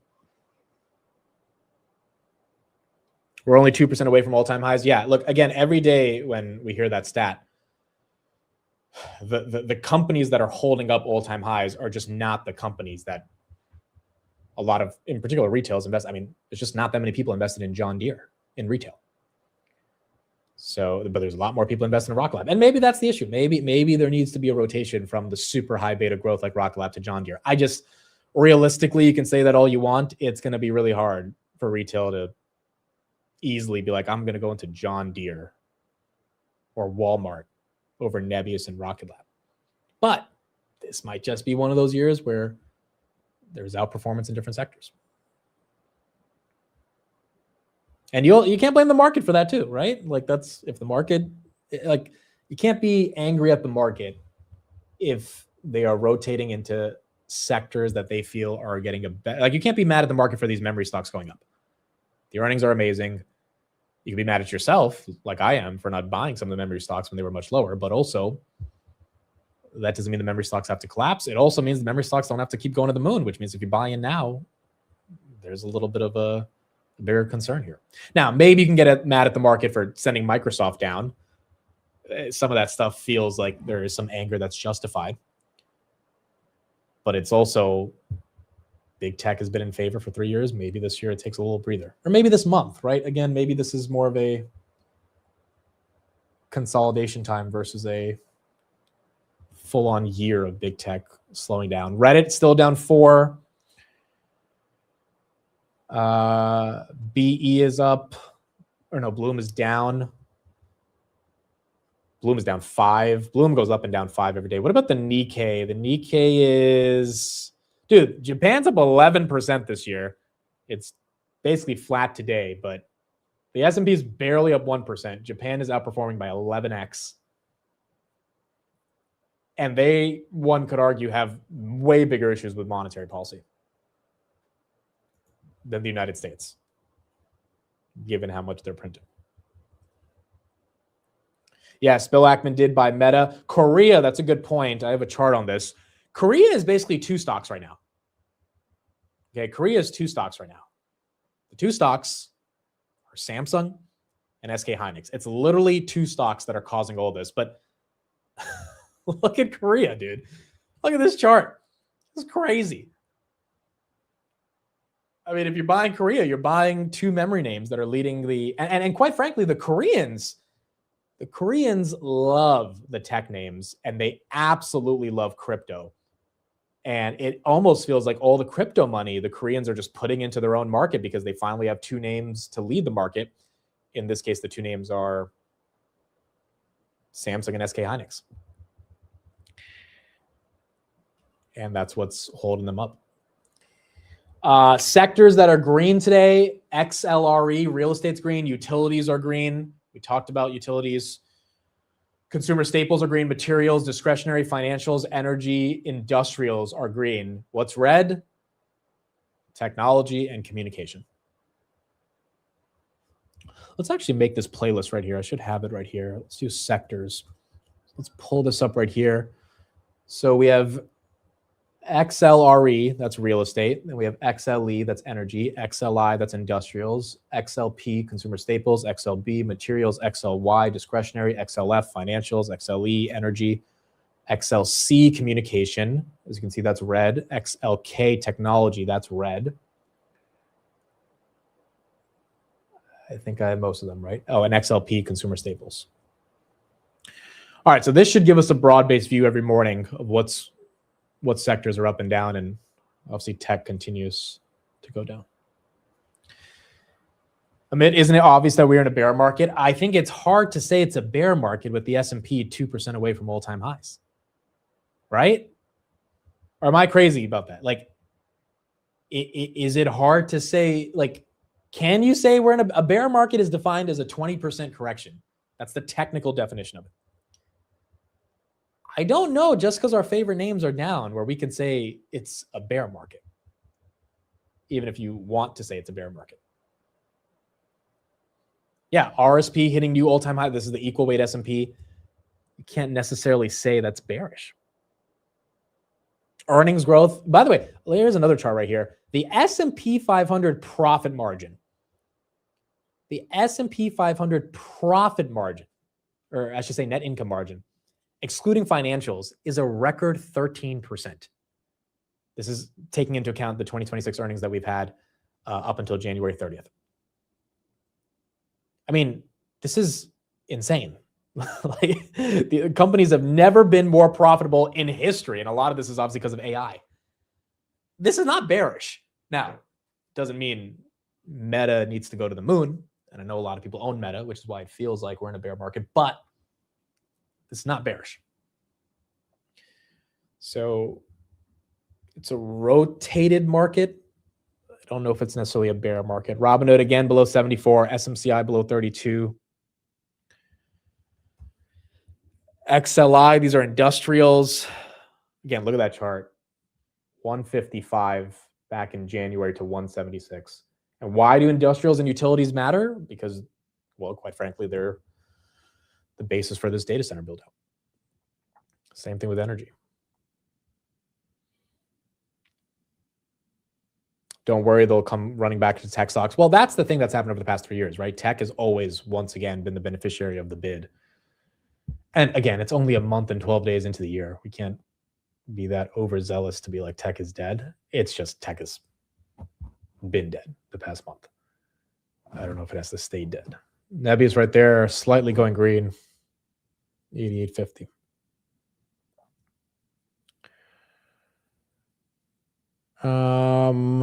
Yeah, John Deere up 33% year to date. Also SMH, yeah, that's not in a bear market. SMH has had a good year so far. It's just some of the favorite names like Broadcom and Nvidia and AMD have not had the best year. SMH is up 12% this year. Again, 12x the performance of the S&P. So you're seeing a lot more of that broader excitement. Yeah, we talked about the Halo stocks from the compound as well. And I think Josh is right about that. Shopify still red. The question is, do you look? Here's the other thing. It's really important to understand for, I think, all of us. Like, are you a portfolio manager or are you a long-term investor? There's no right or wrong, or are you a day trader? There's no right or wrong answer, but like, portfolio managers need to shift in and out because they are collecting a fee on their assets, and their assets will leave if the money is not being properly allocated. So if you're a portfolio manager, you have to go underweight tech and you have to go overweight industrials or utilities because like your clients are going to be like, what the hell are you doing? Unless you have a good enough relationship with your clients where you can say, no, let's buy the dip on tech and we'll be okay. But if you're a retail investor, and you have Amazon, it's like, are you really going to rotate into financials and ditch your Amazon position? It's like you can, but part of the reason retail has outperformed so well over the past couple of years is because you just stay long and strong the names that are exceptional companies, even if they're not working in the short term. And so, I mean, that's an individual decision that people have to make, right? Do you ditch your Shopify, even if you've held it for years, simply because industrials are doing better than tech at the moment? It's like if you have a $50, $60 average on Shopify, I don't think you're ditching it. You're just not going to get the performance of upside unless you switch. But you also might not want to switch because you might not want to be in industrials for the next 3 months if you want to be in Shopify for the next 5 years. I think that's the difference here.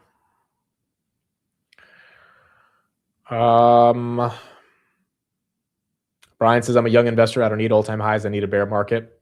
Look, again, as much as it hurts to say this is Josh Brown. I mean, this is one of the big points he made on our podcast, right? Like, you should be rooting for stocks to get hit pretty badly to be able to buy more of them, especially if you're young.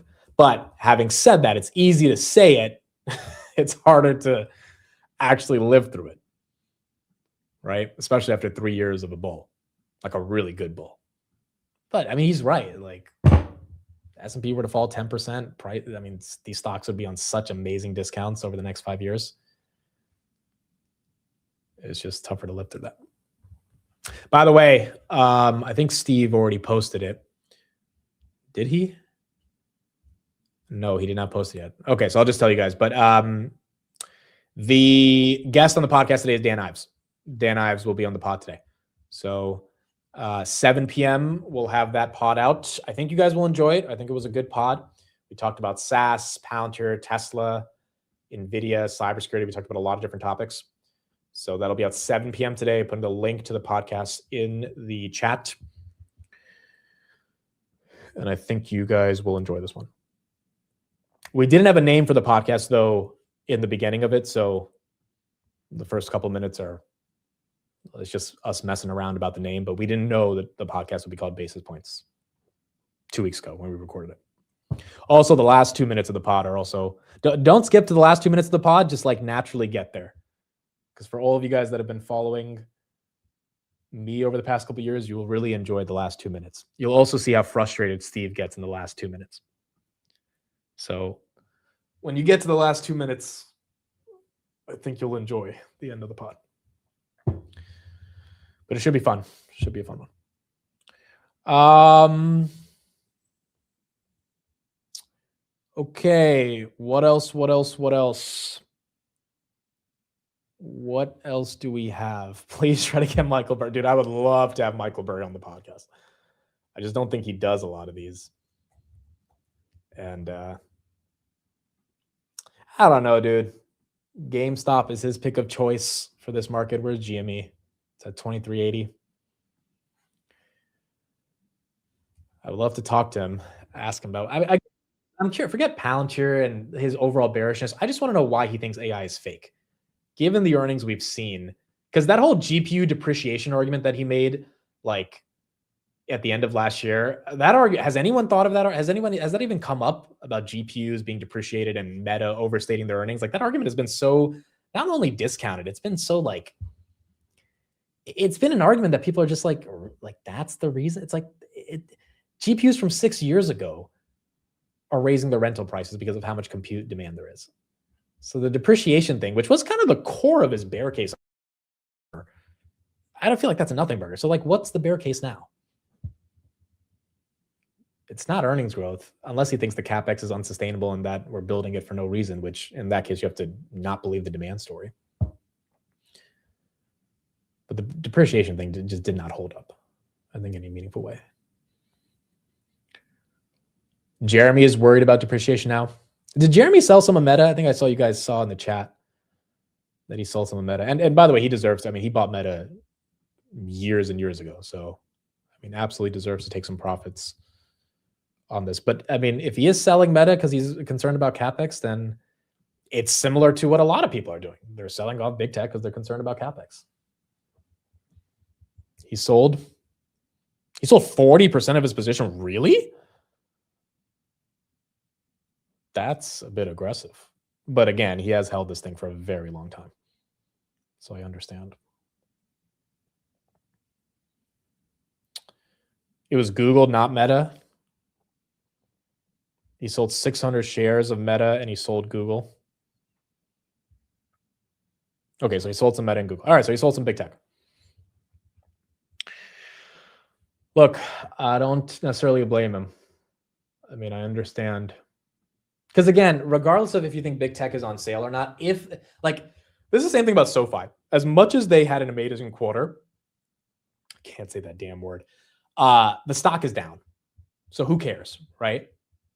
It's one of those things where it's like, same thing with Microsoft, even though Grab didn't have the best quarter, the stock's flat. Like if the stock is down, even though they had an incredible quarter, then you have to be essentially fearless against the market to say the market's stupid, the stock is going to recover, and I have to buy this dip. If that doesn't happen, which, I mean, it's been a week for SoFi. I did not expect it to be stuck at 20. The fact that it's stuck at 20 is just remarkable to me after the earnings. Then, I mean, people are going to rotate, right? They're just not going to be stuck in stuff, even if they have to take the loss. Unless you're like a diehard, I believe in SoFi type of person. I believe in Grab. I believe in Netflix. But if you just bought it for the hell of buying it and you don't care and you see better opportunities, you're out. And I do think a lot more people are engaging in that, especially on the institutional side. UPS down on the AGE, Veranova up 1.2 as well. SoFi was always going to 20. Dude, I genuinely did not think it was going to 20. Not on those earnings.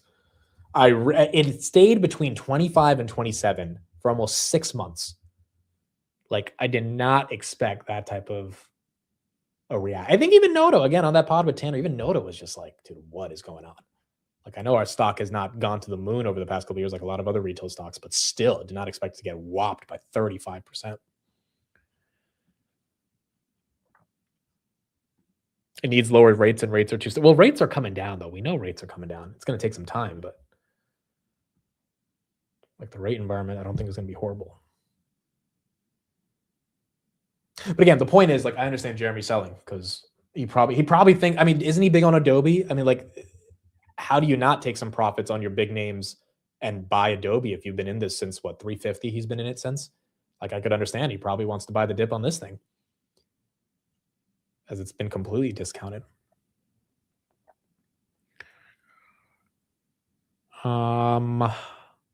Google, a little bit of a green candle. ServiceNow, a little bit of a green candle. And then Salesforce is up a little bit. Who's Jeremy? Jeremy is another financial YouTuber. He's just another financial YouTuber. He's like honestly, he was one of the first financial YouTubers back in like 2016. So, he's been making videos for the past 10 years. A lot of people follow his portfolio. But it makes sense. I don't know. He sold Meta. You guys are telling me today. I get it. Like, if there's SaaS names that are cheap, he's probably gonna rotate. Okay, what other macro stuff do we have? 10:30. Are we getting a 10:30 slam?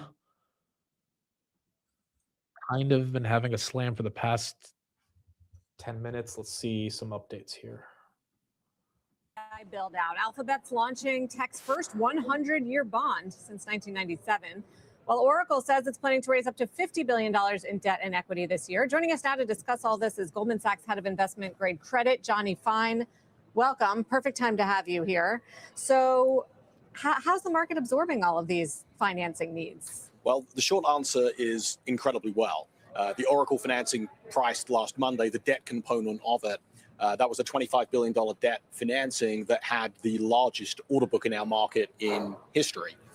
Clearly digested very well. I think the market viewed Oracle as having drawn a line in the sand with respect to its balance sheet and how it expects to fund for the remainder of the year. When we flip the clock forward to this week, we saw incredibly robust demand for Alphabet, both in the dollar market on Monday and then also in the sterling market on Tuesday, where they issued the largest sterling deal that had ever been done in the capital markets. And they issued a very large Swiss franc denominated bond deal as well. Also the largest non-domestic Swiss deal that was ever done in the market. It's been quite a run, and it's been like a real pleasure and an honor to represent these companies. Who's buying all this debt? Oh, it's an incredibly broad array of institutional investors around the world. I think on the Oracle deal, there was close to 3,000 line items in terms of investor participation. Obviously, the international markets don't have the same breadth or size as the US, but these are very robust, very broadly distributed securities to largely an institutional investor base. Okay, so that means there's plenty of demand for this corporate debt, even with Oracle stock getting hit as bad because of the credit default swaps spiking. But again, Google putting out a 100-year bond and getting this much demand, it means this is the disconnect. It's like the market's worried about CapEx, but there is so much demand for these companies that are raising this money for no other reason other than investing in CapEx. And so the credit markets are fine with it, especially because they're getting a better yield than treasuries. But the stock market's like, we don't like that you're raising so much debt.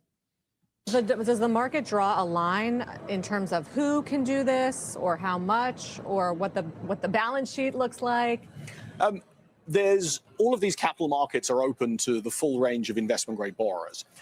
Obviously, when we think about some of the more specialty niches that some of these borrowers look to execute in, 100-year sterling is a market where there's a pretty narrow Venn diagram of issuers that investors are willing to buy and issuers who are willing to issue in that long a tenor. Obviously, Alphabet and many other long-standing, large-cap, very well-rated companies will continue to have access to that market. I'm not convinced there's going to be an enormous splurge of 100-year activity, but we've seen over time a lot of activity in 100-year dollars. This is the first, as mentioned, tech deal in 100-year sterling. I think it's a lot of fun. It's a super interesting market and obviously a little niche, but getting $1 billion sterling done in 100 years was quite a transaction. The capital needs of some of these companies are seemingly endless. Many of them generate, or at least used to generate, a lot of free cash flow, not as much anymore, if that at all. But I just wonder, given what a good time it would seem to be to borrow, do you encourage them to get back into the market sooner than they otherwise would? Well, they'll plan over the course of the year, as anyone would, and they'll look at various different levers that they have to be able to fund this CapEx. You're right. These CapEx announcements continue to grow, and they continue to change and be revised upwards. Just in the last 2 weeks of earnings announcements, we saw CapEx announcements go up versus previous estimates by between $120 and $150 billion. Some will rethink about how they're allocating capital, whether it be reducing M&A or reducing share repurchase. Others will have plenty free cash flow. Others still will find a need to be able to go to the debt capital markets, and they'll look to do that in a way where they can support their credit ratings and existing leverage. And so, of course, credit conditions right now are very affable. They're affable in the US. we're close to the 1997 lows in terms of credit spreads. That's also true in the international capital markets as well. Right. It's clearly a great environment, although I'm not expecting a huge amount of disruption to credit costs as we think about evolving over the course of this year. And nobody seems concerned. I mean, these are obviously incredibly profitable companies, many of them we're talking about, but they are going to negative free cash flow. I mean, it's something I think few of us would have anticipated seeing, certainly in 2026. No concern in the bond market about that? No, because the expectation, it's really a short-term build of an extraordinary amount of infrastructure. It's obviously clearly the largest infrastructure build in human history. And there will be some companies who will go into deficit in the short term as they pay for that build, with the payoff in subsequent years, whether that 2, 3, 5 years forward, looks to really pay down that leverage and get into a much more robust free cash flow position. Meantime, overall, you remain quite dovish on rates in general, yes? You think the 10-year maybe goes into the threes? Yeah, I still think that we can see 3.5% in the 10-year later on in the year. I think it's a combination of two factors. One, I agree with what David Heinen was saying yesterday. I think there'll be 4 cuts over the course of this year. They'll be back-end loaded. My view is that the first cut will be in June. That's obviously not in line with Jan Hatzius and his team. I'm more dovish than they are. And that's simply because I think that with Walsh coming in as Fed chair, I believe that the Fed will move to a more anticipatory stance when it comes to making monetary policy decisions. And I think it's clear as day that the disruption to the labor force, and we talked about this last time I was on with you, the disruption to the labor force will be significant. It might not be spot, although we're seeing evidence of that, but it'll certainly be in the future. And I think the Fed will want to get ahead of that. They'll want to. Now, I think a lot of people think the Fed has wanted to get ahead of that, and that's just not happened. The Fed has not gotten ahead of that at all. Robinhood loses 73. SoFi loses 20. Folks, it is feeling a little bit like Thursday of last week. Shopify 106. That is officially, I think 107 was the absolute bottom Thursday of last week. You just lost 107. S&P went red. Bloom down 8. Microsoft almost below 400. Reddit down 7. Marvell down 2. Rocket Lab down 5. AppLovin down 18%. This is getting a bit crazy. Palantir down 3.3. USAR down 9. MP down 5. Critical Metals down 8. Snowflake down 1.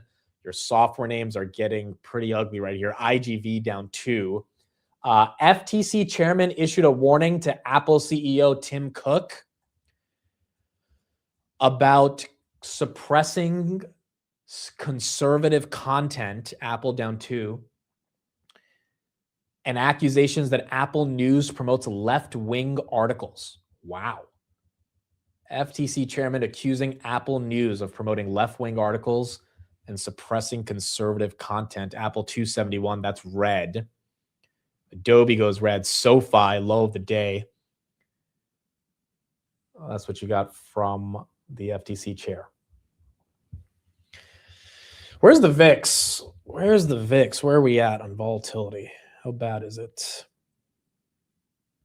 All right, so VIX just broke over 18. Let's see if that even has a shot to get to 19. If this is maybe the peak of VIX, it just spiked 2%, then maybe this is the worst of the sell-off today. Google fighting for some green. Nebius has to be red, right? Nebius, yeah, Nebius down 4%. So we'll keep an eye on that volatility index. Do you think this is the Japan carry trade? Well, the yen has been steadily moving up. I mean, see, then again, it's down today. Like it was at 155 on Monday. It's at 152. This would need to spike more aggressively to make me think it's yen carry trade. Are there elements of people selling off tech to be able to cover the short on the yen? Sure. But again, a lot of that has been priced in for a while. And the reason, you remember, the reason the yen carry trade happened as aggressively as it did in August 2024 is because no one thought Japan would raise rates. That's what created the like, oh my goodness, I have to cover. Every move by Japan has been pretty much predicted with 95% accuracy over the past basically 6 months. And so the idea that there would be a shock to the system that would be so intense like it was in August. I mean, we've had plenty of issues. I just don't know if Japan is like the number one issue. But it's not a good thing for Japanese yields to be as high as they are. And it's also not a good thing for the US yields to not be coming down. The 10-year, by the way, we didn't check it today, 4.14. At least we're seeing some weakness on those bond yields. But it could mean people are selling stocks to buy bonds, which is why you're seeing pain in the equity markets. Coinbase down 5 today. Is Grab still green? Grab's holding on to 2%. Shopify. Dude, this is either going to be the dumbest thing ever if agentic commerce doesn't end up disrupting their business, or the sellers are going to be proved right in a couple of years if Shopify starts declining in their growth because chatbots are selling everything. Even though, again, I would not bet against Toby Luked, but you're seeing the street get upset. Now, Shopify's forward multiples are not the cheapest. This has always been an expensive stock. So once again, it's kind of why I've struggled to get excited about, like, it's not a cheap name unless you think it only trades on momentum, which this year is showing you that momentum is going to the downside. Netflix, did we lose 76? Wow. First time we lost 76 all year. Last time we had this price, October 2024. October 2024 was the last time we saw 75 on Netflix. Amazon, that's 30 cents away from below 200. Nvidia, of course, loses 190. Lemonade, dude, wasn't Lemonade like $90? Yeah, it was 99 on January 22nd. It's at 63. And Lemonade's not that large of a company. It's only a $5 billion company. Hood getting wrecked right here, 72.60. All the fintech names going to get Palantir. Looks like she wants to go below 130. VIX still moving up 3%. You're not seeing any top on the VIX yet.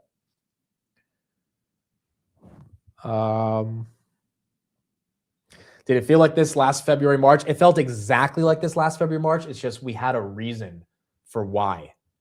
It was Trump's beginning of introducing reciprocal tariffs, which climaxed in April with Liberation Day. So this time it's not necessarily the same case. By the way, Grab got a $7 target from Benchmark, reiterated the buy. Analyst sees earnings as overhang clearing, highlights credible 3-year roadmap with 40% EBITDA CAGR and driving long-term upside. So the analysts are not upset about the earnings at all, which is why that stock is stable. But the broader market's going down. Bank of America says energy is now in a bull market. Energy is in a bull market. They're suggesting XLE. They have a bunch of mid caps like DVN, CTRA that they're suggesting. XLE is what they're saying is in a bull market. Enphase, what happened to Enphase? This was at 50. That's down 5%. That's still getting hit. Walter says, I just tipped my Grab driver 100% today. You got to tell him good earnings. You got to be like, you guys had a good earnings as well. Shopee getting wrecked, dude. Getting wrecked. ExxonMobil flat on the day, year to date. Stocks up 25%. Wow. Who would have thought ExxonMobil? When's the last time this had a 25% year? In 2 months, less than 2 months. I think it's been a minute. I think it's been a freaking minute here. Amazon, are we below 200? There it is, below 200. Just an ugly environment, dude, across the board. Absolutely ugly environment. AppLovin now down 19%. 19% here on AppLovin. Again, Elon, we talked about this in the market close. Elon did release like this 45-minute video about XAI and what they're doing to incorporate 1 billion users and the integration with SpaceX, etc. And He said XAI will have a new money feature, or there'll be like X will be the number one place to trade money. So put out a lot of different announcements yesterday around the future of X and XAI. Not really having too much of an impact though on Tesla. Tesla right here is at 427 as that is down. Is Tanner buying shop? I don't know. Is Tanner buying? Tanner's had this for a long time. I don't know if he's buying the dip on this one, but he might be. Nebius down 2.3. Again, Palantir getting sold off with the SaaS names. Michael Burry posting a 10,000 word article. From what I'm hearing on some of the headlines, it's just an article about how much he hates CARP. Again, I haven't read it yet, but from what I'm seeing, people are just like, he hates CARP in the article, and he talks about how much he doesn't like CARP. But that's not helping today, and then the overall SaaS sell-off is not helping today. Lemonade down 7, Hood down 6. Let's bring up this clip. Let's play this right here. This was Dan yesterday. Let's see what he's thinking about this overall sell-off right here. Bitcoin and Ethereum relatively flat today, not taking too big of a hit. In figure skating, then ultimately Anthropic taking out the software index. I mean, to some extent, look, the hearts and lungs of AI are going to be the use cases. So when you look at ServiceNow, Salesforce, they're going to play instrumental roles in the AI revolution. I mean, I can make an argument like a ServiceNow will be incrementally bigger in the next 2 or 3 years than they are today because of AI. So I just think there's a view. It's a knee-jerk. Look, on the edges, is it going to disrupt? Yeah. But I think right now, this is the Armageddon-like trade, the way software is selling off. And in our opinion, like in my career, going back to the late 90s, like it is the most head-scratching structural sell-off relative to what I believe is going to be the opposite as it plays out that I've ever seen. I mean, that can't, not really head scratching, because I think if I was running a big company and I had access to amazing AI, I would say, listen, chatbot, look at my CRM software and like make a better copy of it so I don't have to pay for it every month. Look, and that's like one, like in theory, okay, like from a high level, that makes sense. But the reality is, let's take a Salesforce, the hundreds of thousands of customers they have. You're talking about decades of data, how instrumental they are to come. A lot of times, if you're an outside vendor to get in, just based on security and infrastructure and everything, it takes 2 years to even get a demo. So I think there's a view, like, is it going to be disruptive? Yeah. But I also think there is in my opinion, it's about the ripple effect. For every dollar spent on an Nvidia chip, there's an $8 to $10 multiplier across software infrastructure. That's why my view is like Microsoft, Oracle, you look at Nebius, you look at like some of the infrastructure players. I think what we essentially are going through what I'll view as almost like a DeepSeek type moment in tech. I view it as more of the golden buying opportunity given the CapEx, given the spending. I feel more convinced about the thesis today than I did before earnings. There has been this other argument about spending, but specifically from corporate clients who are now just spending more on AI. That's what they're focusing in on. Everyone's trying to grapple and figure out how they make their company more proficient, more better, kill costs. And that comes at the sake of spending on enterprise software. Do you think that's fair? No, I think that is fair. And that's why in the near term, it's a headwind relative to like 67% of IT budgets right now have to have some sort of AI focus. But my whole point is that as the use cases play out, and we've seen with Palantir front and center is really the one that's almost been the poster child.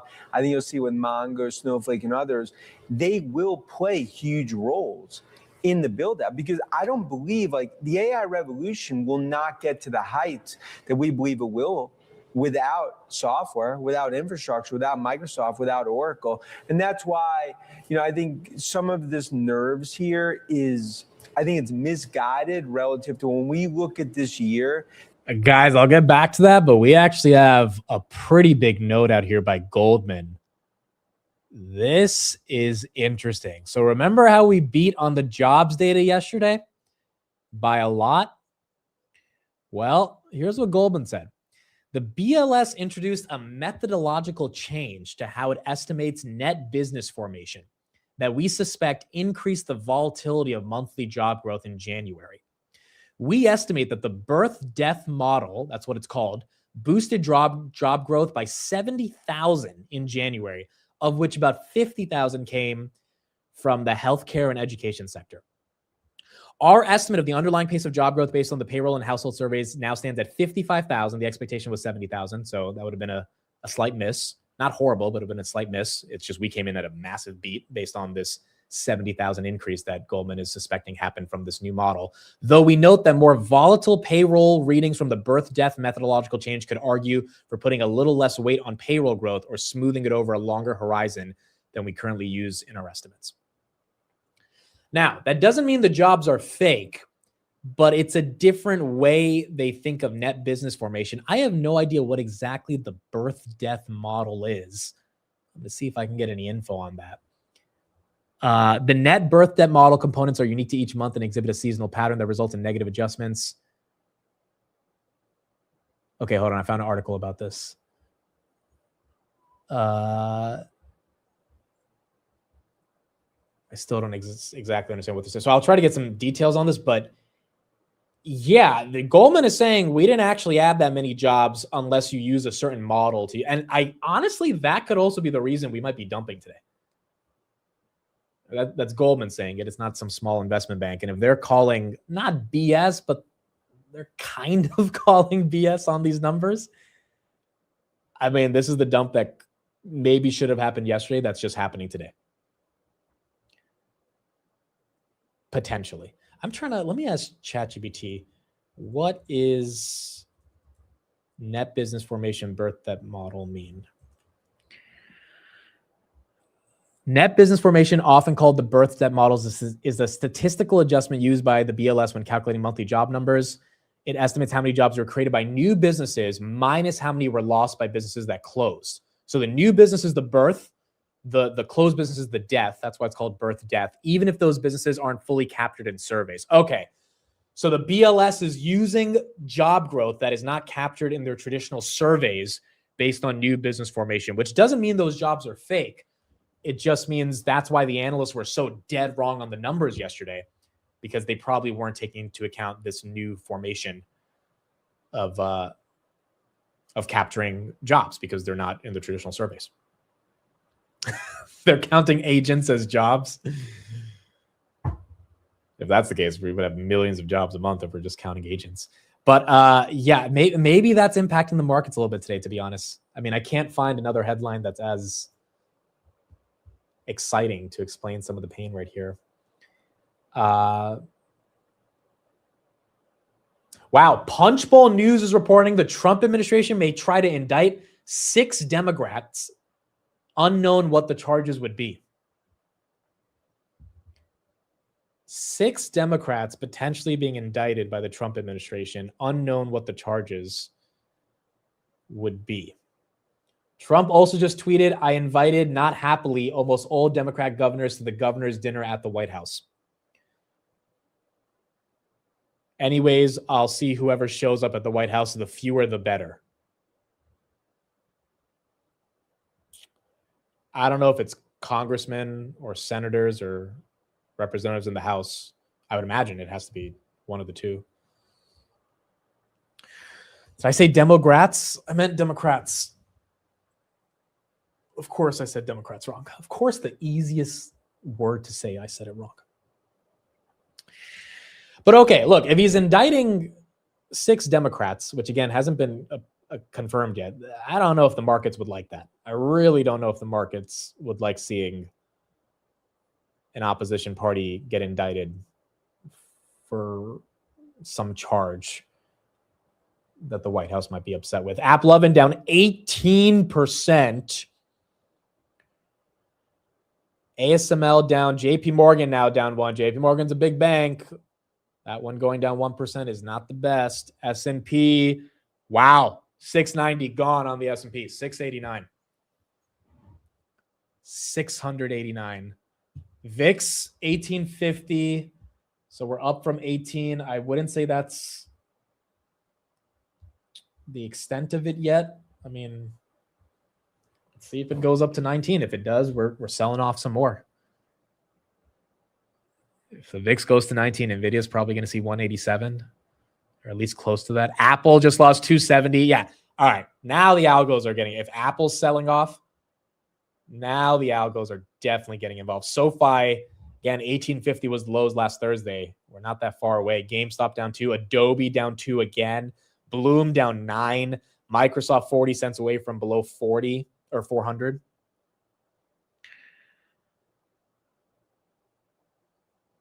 Walmart's still up.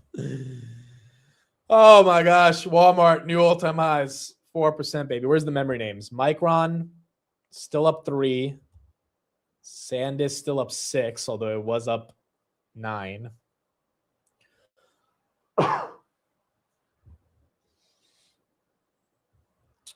This is getting ugly. Dell 115. Why is Dell down 7%? What the hell did Dell say? They didn't have earnings today.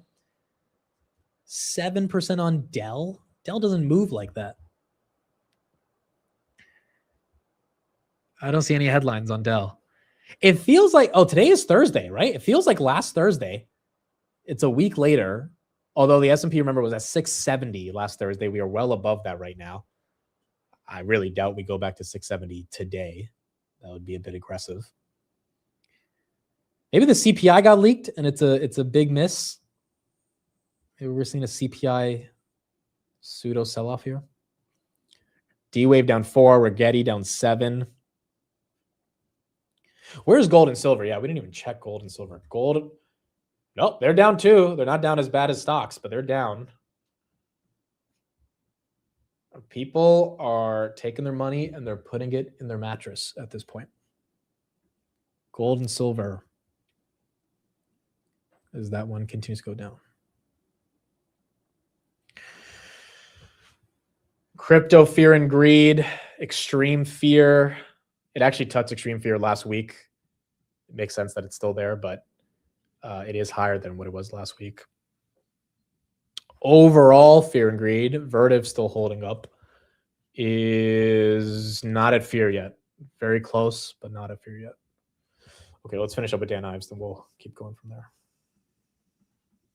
This is going to be viewed as more the opportunity to own some of these winners rather than the time there was a structural sort of short. Dude, my phone is blowing up because of your outfit. Viewers love it. Well, absolutely love it. And I actually thought I thought we were going to match, but I guess I never got. I wish. He came in wearing something similar. I'm on board. Listen, I wanted to ask you about the hyperscalers, like the business model changing. It's not asset light anymore. They're spending a ton on obviously the data centers. But Katrina Dudley had such a great answer that I'd rather ask you about that. I mean, her take is they're just digging a deeper moat with every $1 billion of CapEx they're spending. And that makes a lot of sense. It's an arms race. I mean, the reality is you're building Vegas 1950s from the ground. You're building Dubai from 25 years. I mean, you're essentially building new cities, new infrastructure. Big tech right now, they're not going to slow down. That's why you talk about $700 billion, what ultimately will be $1 trillion spent. And that's why they need to do this, because if they sit back and watch from the stands, then they'll be out of a fourth industrial revolution. We're only in year 3 of an 8 to 10 year build out. So when there is disruption coming, is it from them or is it from AI startups? Because some of the sell-off we've had, I think there was like a tax strategy AI startup that just announced and it made Charles Schwab and other stocks like that sell off. Are they the disruptors or is it these foundational models, the hyperscalers that are going to be doing the disrupting? Look, I think it's a combination. I mean, it's my view. Like, look, for the first time in 30 years, the U.S. is ahead of China when it comes to tech. So this is going to be a time of innovation in this country in terms of startups, in terms of the hyperscalers, in terms of what I believe is going to be also a lot of M&A as it plays out. You're going to go through white knuckle moments like we're seeing over the last few weeks. But when you look at earnings, you look at CapEx, it's like follow the yellow brick road, follow CapEx. As CapEx continues to increase, that's bullish for the tech trade. And those derivatives, you could argue, are going to go into energy, financials, healthcare, as it plays out in terms of broadening market. All right, so we are still seeing some pretty ugly behavior here, even as Dan says, that this is an opportunity. Meta 2% down, Palantir officially down 5%, Hood getting smoked down 8%, Nvidia 190 loss, Netflix 75 still. VIX is up 7. All right, so look, here's the thing now with VIX.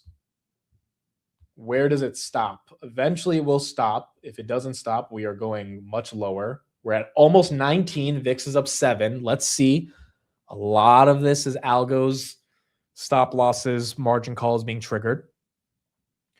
Let's keep an eye on the VIX. 1888. Last Thursday, the VIX was at... What was last Thursday? February 11th? No, that was yesterday. Last Thursday was February 5th. February 5th, we were at 23. We are at 18. So we still have a long way to go if we're actually going to round trip last Thursday. So, I mean, hard to say we've topped out on the VIX at all, but 23, I think, is that level. If we break it, I mean, that's where, I mean, you get Hood probably under 70. You get Nvidia. I don't know if Nvidia is going back to 170 today, just if we spike on the VIX, but it's definitely going below 189. Grab somehow holding green is kind of crazy. IGV down 3, Salesforce down 1.5. Amazon 197. Chris Camillo has doubled down on his calls from what I heard. He continues to be incredibly bullish on Amazon. And I mean, he's buying. And I think a lot of retail continues to like this name. It's just the stock is not cooperating. Amazon right here, 197, down 2.9. The big thing Amazon has going for them, though, and Camillo talked about this, is that Anthropic IPO. It's going to be a massive gain on their net income. But it feels like CapEx is the bigger story right here. VIX 19. All right, officially 19. Let's see if we're heading to 20. Let's see if we're heading to 20 on the VIX.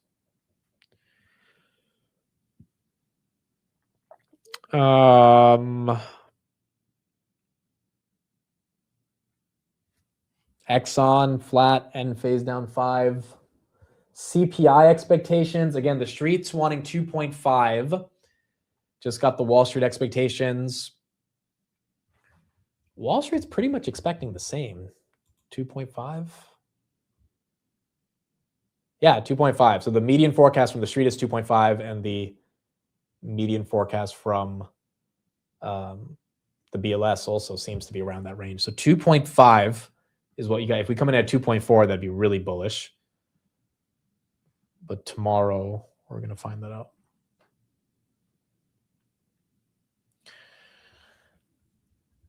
Yeah, this is, once again, VIX just went down from 19. Again, breaking through 19 would be more of an argument for why we start dumping harder. Just lost 19. Very close to it still, though. Got to see if that can chill out for today. The VIX, by the way, is up 30% this year. So if you've got long volatility, you've done well. SoFi, 1958.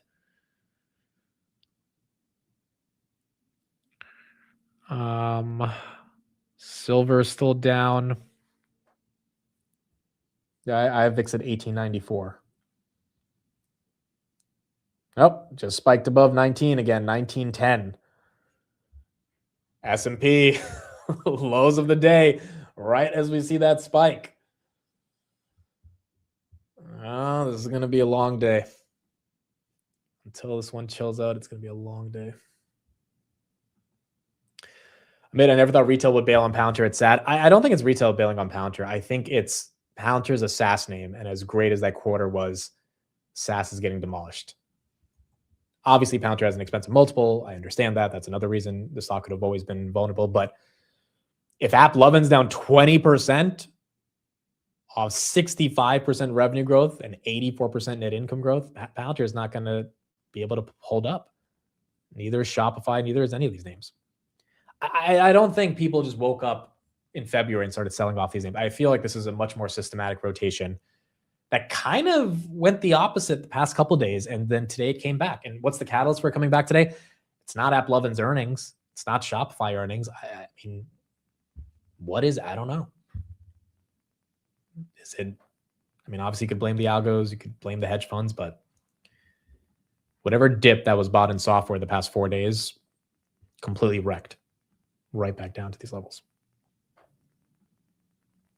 Yeah, it feels like more of a broad-based sell-off. And quite frankly, correct. It feels like it's been happening since November. We had a little bit of high beta fun in January. A lot of those names have been absolutely destroyed, especially if you bought them towards their highs. But, you know, some of them like memory have held up. The rest are still... I mean, even Rocket Lab, dude. Rocket Lab was a winner this year. It's down 14% year to date. This was pushing almost 40% up at one point. So it's just like a lot of these names that had love. ASTS was pushing 130 at one point. Year to date, it's now flat. Down 15% today. At the same time, Verizon, 52-week high. $50 on Verizon. Hey, if this is not the most obvious structural rotation outside of freaking growth into value, then I don't know what is. Verizon, 24%. When's the last time Verizon was up 24% year to date? When is the last time Verizon stock was up 25% year to date? Let's see if Gemini has the answer. 1999. This is crazy, bro.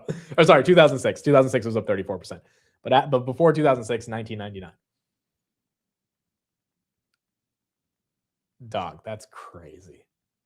It's been over 15 years for Verizon to have this type of performance here today.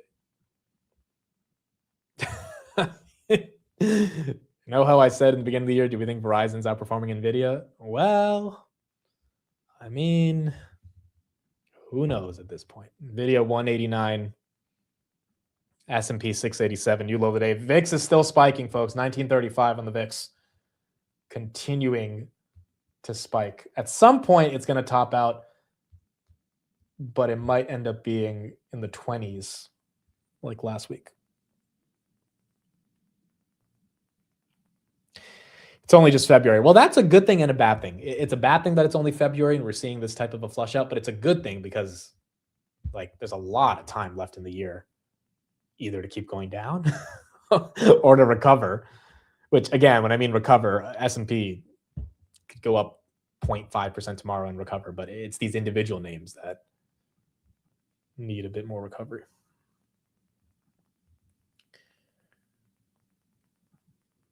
This is lining up to last Tuesday or last Thursday. ASTS down 14. VIX 30 is where you hold your nose and panic buy. Agreed. I don't know if we see a VIX. Usually there's a catalyst for VIX 30. And I don't know if it's just going to go there by itself. But if it does, you kind of have to panic buy there. Oh boy, Trump tweet. Okay, this is a long one. Before I share this tweet, I already know what he's talking about. I have to share a video for those that haven't seen it. So Pam Bondi was testifying around the Epstein files yesterday. And, well, let's just say she didn't really care too much about the Epstein files. There's a 1-minute clip before I read this tweet. The Dow is over $50,000. I don't know why you're laughing. You're a great stock trader, as I hear, Raskin. The Dow is over 50,000 right now. The S&P at almost 7,000. And the NASDAQ smashing records. Americans' 401ks and retirement savings are booming. That's what we should be talking about. We should be talking about making Americans safe. We should be talking about, what does a Dow have to do with anything? That's what they just asked. Are you kidding? Mr. Jordan, Mr. Jordan. Committee will be in order. Mr. Jordan, am I going to get an extra 45 seconds added to my time? The committee will be in order. The time belongs to the gentleman from Texas. Ms. Bondi, the Attorney General can respond. Thank you. The Dow has shattered 50,000 for the first time. This is crazy. They said it couldn't be done in 4 years, yet President Trump has done it in 1 year. There's part of that clip that you guys didn't see, but that was a response specifically to a question about Epstein.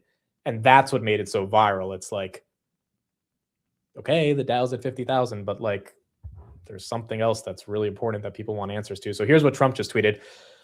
Pam Bondi, under intense fire from the Trump deranged radical left lunatics, was fantastic at yesterday's hearing on the never-ending saga of Jeffrey Epstein, where the one thing that has been proven conclusively, much to their chagrin, was that President Donald J. Trump has been 100% exonerated of the ridiculous Russia type charges.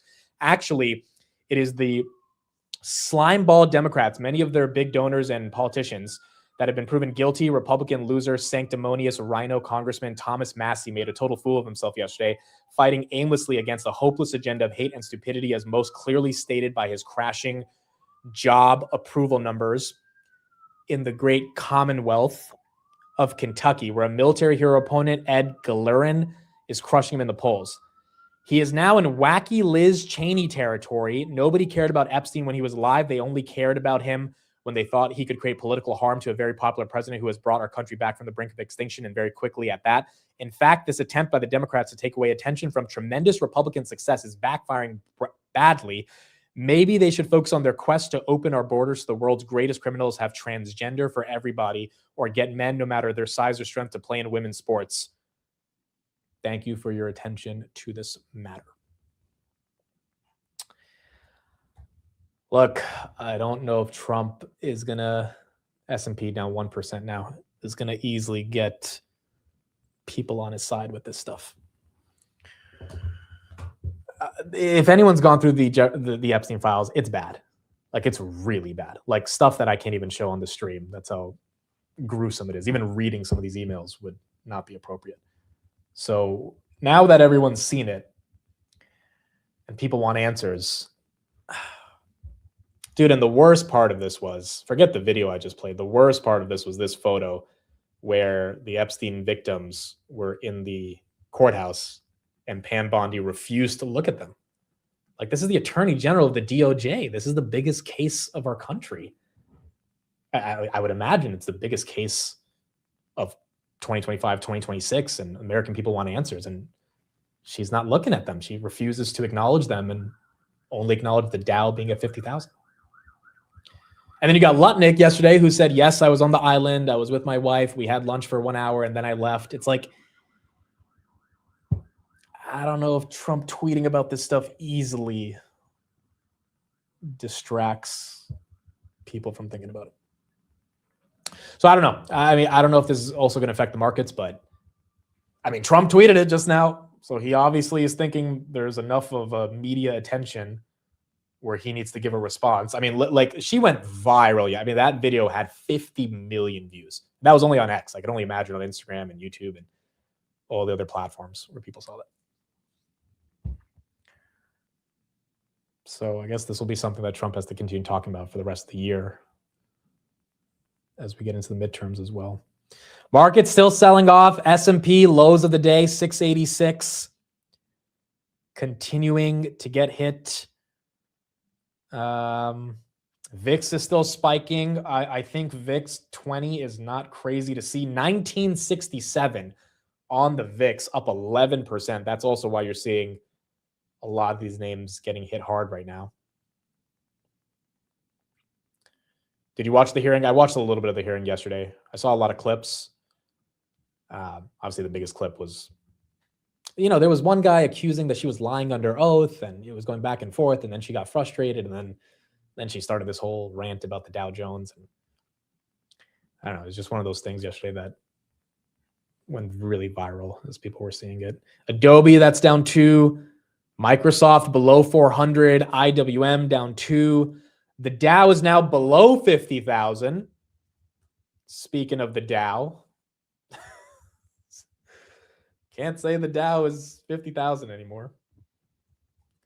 Up, gold. Goldie gold. Look at that candle, 2% down, just lost 5,000. Look at that. That's a pretty aggressive candle too. Silver as well. Okay, gold joining the party. Thanks, gold. We missed you. You can't let all of the high beta tech stocks get hit without coming down with us. Bitcoin as well joining the party, losing 67. Gold and Bitcoin, welcome to the party. It's BYOB because none of us can afford to actually supply the ALK, okay? But gold now down 3%. S&P lows of the day again, 685. I'm sorry, guys. It was the haircut. I'll take the blame for this. You don't have to blame Trump. You don't have to blame Bondi. You don't have to blame earnings. You don't have to blame CapEx. Just blame me. I'll take the hit. Should have kept it long. We ended up going short. I should have gone short when my hair went short. Bro, go bald at this point. SLV. Oh my goodness. Silver. Look at that. That's down 7. I imagine copper is going down with it. Copper is indeed going down with it. Silver 7% down, dude. Can you guys hear the sirens? Why are there so many cops, bro? Goodness. Like, if they're going to arrest me, just freaking arrest me. Every day they're outside. Like, what do they want? What do they want? The VIX very close to 20. Very close to 20, 1990. 1990. Like, are they going to arrest me because they really think I'm the reason for this market crash or something? It's getting annoying now, dude. I don't live in New York. I'm not supposed to be hearing sirens every day. It's like, it just happens to be during the show. Also, dude, I couldn't get any coffee this morning because the elevator in my building is out of service for the next 3 hours. Like, 10 minutes before I went live, I was like, all right, let me just go get some coffee from downstairs. And then, no, the elevator's not working. I'm like, all right, whatever, dude. Whatever. That should have been my signal that today was going to be ugly. Freaking elevator wasn't working. Yes, I know it's first world problems. I get it, but still. I mean, stocks going down are also first world problems to an extent, although it hurts. Dude, I can't take the stairs, bro. That's a lot of stairs. And I only had, what was it, 7? I was like 8:36, 8:37 before I had to go live. Going all the way down and all the way up, like 15 floors was not going to work. Bitcoin 66.4, Palantir 127, Meta's down 3, 648. Wow, Meta lost 650. There you go. I missed the headline. Was for this sell-off is just another Thursday. Yeah, Philip, is just another Thursday. I can't really point to any specific headline. Let me see if there's any coverage on this. I don't even know if the big news networks are realizing this is getting close to last Thursday's hit. No, they're just talking about the software sell-off. That's it. Why is Palantir crash? It is not just Palantir. It is everything. Palantir is down. AppLovin's down. Robinhood's down. Coinbase is down. SoFi. I mean, why is SoFi down 6% today? Silver just fell 7%. Like, this is not a Palantir thing at all. This is not any one specific stock at all. This is a broad-based sell-off across the board. I wouldn't try to find a reason for a stock. Now, AppLovin's getting hit worse because they had earnings, even though the earnings were good. So that's why it's exaggerated. But VIX over 20. I see VIX at 1997. Some of you guys might be seeing it over 20, but basically we're at 20 right here. Micron is up, but it was up a lot more. I mean, so is SanDisk. All these names, Micron's only up 1.6, dude. It was at 440, now it's at 416. I don't know how the hell Grab is holding up today, dude. You got to give it a little bit of credit on a like this should go red soon, given how the fact that it's holding 425 in the midst of all of this pain is kind of crazy. S&P's down. Last time S&P was down 1%, Grab fell to like 415. So I guess the big guys are not selling after those earnings. Bloom's down 10. Bloodbath and Beyond. Yes, exactly. Bloodbath and Beyond is what we're in. Microsoft down 400. Amazon, are we still down below 200? Amazon still down below 200.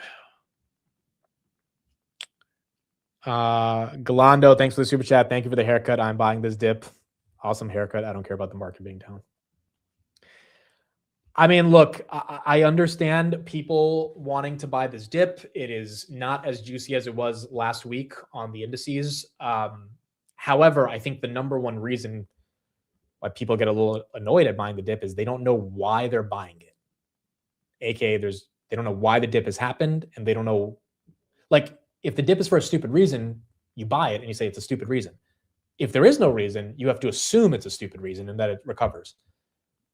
And given we had a recovery from last week and now we're kind of trending back to a lot of those levels, what it really makes people think is dead cat bounce. That's what it makes people feel like more than anything. Now, S&P is not at that territory yet. We got a lot lower to go before the dead cat bounce has been completed. VIX officially over 20. Yep, 15% on the VIX. 15% on the VIX. For the S&P to get back to the levels from last week, 2% down. So you need another 2% on the S&P for it to completely be a dead cut. It's not retail selling, it's algos. I definitely think algos are getting involved here. 100%. The silver and gold thing has to be out. Look at this candle on silver. What, people just got it? This was like 5 minutes ago at 11:17. People said, all right, I'm dumping my silver. No way. This absolutely are algos going. Gold now down 3%. Wow. Just lost 120 points in basically 5 minutes. And we are officially at fear. I mean, I guess if there is an indicator to buy the dip, this one did work out last week when it got to 35. 44 on fear and greed. As that one's right. Go get coffee. We can watch the market vomit in silence. I don't even know if the elevator's fixed yet. So, oh my gosh, what a start to February, dude! Right before Valentine's Day, too. Right before Valentine's weekend. No love for these stocks. Palantir down 7, Tesla down 2. New York Fed in 2025, U.S. tariffs soared from 2.6 to 13%, but nearly 90% of the cost hit American consumers and businesses, not foreign exporters. I think a lot of us knew that. The question is, does it show up in inflation in tomorrow with CPI? We'll have a better understanding of that.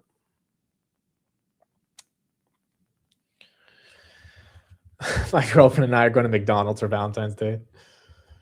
Oh my gosh, dude. IGV still down 3.6. February tends to be a crappy month, though. Yeah, I mean, January actually tends to be an amazing month, which is what we saw. February tends to be crappy. So it's kind of playing out the way, well, it's just the velocity of the decline from the end of January to the beginning of February, we're now 12 days into February, was a bit aggressive. And I think a lot of people thought that was enough. That ended up being just the beginning, it seems like. Let's get an update from the White House as well. See what's happening. See what's happening there. Nomination for the Fed would be able to get through. Obviously, right now it is blocked because of Senator Tom Tillis saying that criminal investigation in the DOJ needs to be removed. We did see some reporting yesterday that Treasury Secretary Scott Bessent came up with a potential proposal trying to see if they could move that investigation from the DOJ to the Senate Banking Committee. Would that alleviate Tillis's concerns? But I just spoke to Tillis moments ago, and he said, look, what the DOJ is doing, that is a criminal investigation. Congress simply can't do a criminal investigation. So it's up to the DOJ to either move on with their investigation and show him some evidence that's concerning or close the investigation altogether. I think this might be your reason, folks. Look at that. 95% chance poly market odds that we have a shutdown by February 14th. Is this the reason? Is this the reason? maybe it is shutdown happening on Valentine's Day. By the way, another Trump tweet. Relations between Venezuela and the U.S. have been, to put it mildly, extraordinary. We are dealing very well with the president. Oil is starting to flow, and large amounts of money, unseen for many years, will soon be greatly helping the people of Venezuela. Marco Rubio and all of our representatives are doing a fantastic job. There is a story in the Wall Street Journal.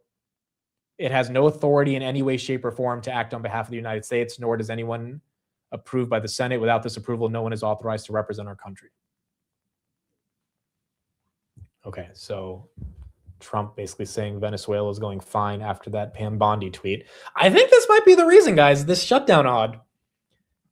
I guess if we get a shutdown that's bearish, and it just spiked on Polymarket to 95%. It's just more uncertainty, right? I'm about to rewrap my Christmas gifts. Oh my gosh.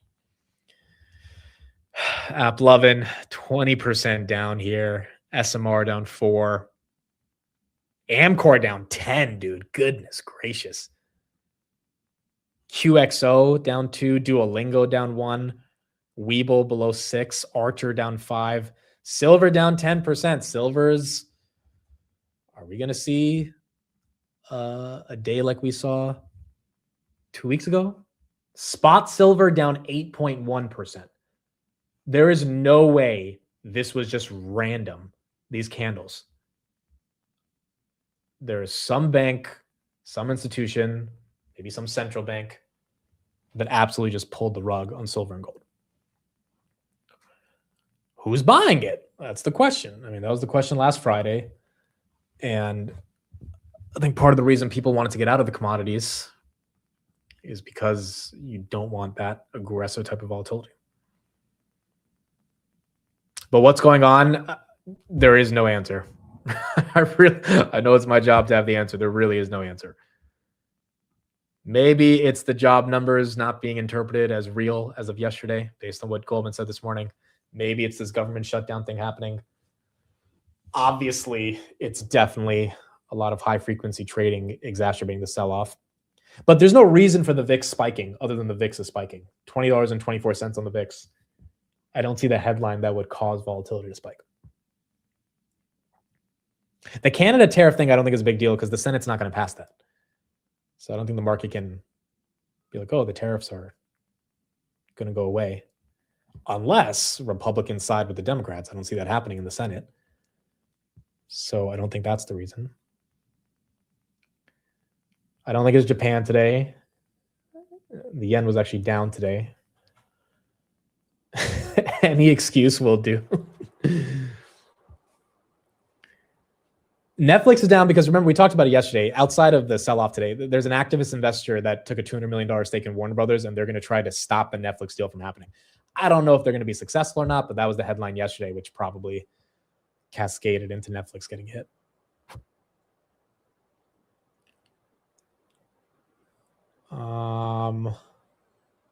It was Bondi calling the top on the Dow. Dude, if we actually top out on the Dow at 50 for the year, which would, I mean, that would be bear market. If the Dow does not move past 50, it's going to be hard for the S&P and the Qs to hit meaningful highs. Then it would have been Bondi calling the top. Remember, Trump says it can get to 100 by the end of his term. Look, again, earnings growth is strong. We looked at a bunch of charts this morning. Earnings growth is not bad. It is just sentiment more than I think the actual growth of earnings that's really cascading this market to the downside. S&P 1.2, 683. Went from 695 today to 683 on the day.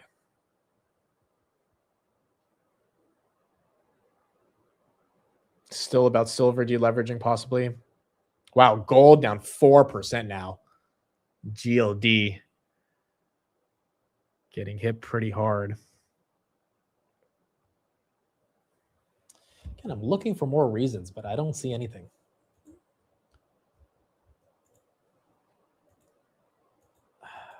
I mean, a lot of the conversation seems to be more around software and the sell-off in software.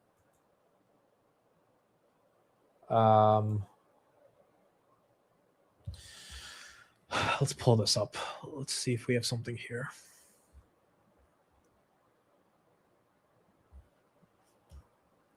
All right, this is from UBS. Let's see what they're saying. Yeah, and even with the existing home sales miss today. Yeah, so the 10-year at where is it now? 4.14. Yeah. So we see the 10-year between 4 and 4.5%. It could get down to 3.75%. But we do see the Fed lowering interest rates over the next year by consistent with the marketplace. We see 2 cuts in the Fed funds rate. We would look at pullbacks in the bonds, meaning higher interest rates, as an opportunity to buy bonds. We don't think there's going to be a big change on the longer end of the curve, but this administration is extremely focused on lowering interest rate costs, whether it's by negotiating with banks for 10% caps or mortgage ideas. Who knows? Maybe they'll antitrust probes. Right. Well, this Not clear what that's going to do to rates, but yeah. Look, this administration is very sensitive to the fact we have an election coming up, and people are concerned about affordability. And we have not seen robust inflation numbers, and we've seen some tapering of those numbers. And productivity can actually help the inflation picture. Yeah, and we'll see. So we get CPI tomorrow. We'll see. Yeah, that's the big thing that big everyone's number could be focused on. all right, Alan. Thanks. It's great to see you. You too. Thanks, Sarah. Thanks, Ted. We're getting a news alert here on Waymo. All right, so UBS continues to be relatively bullish. Let's get some more thoughts on what people are saying for software. Third of all broadly syndicated loans that are distressed, price distressed, is software. So it's only now starting. The repricing just started, Carl and Sarah, in the last few weeks. And so it's going to take some time to play out. There's going to be 3 types of companies. Companies are going to prosper from software. The software companies are going to prosper from AI. Creative destruction makes them stronger. Those that kind of have a moat that's going to be encroached upon, but they'll survive. I mean, dude, honestly, none of these analysts know what's going to happen. Like they're all trying to figure out what's going to happen with software and like AI. And the market has spoken that we don't like the tailwind or the headwind of AI for software. And that's how the street's reacting. Disney right there down 6%.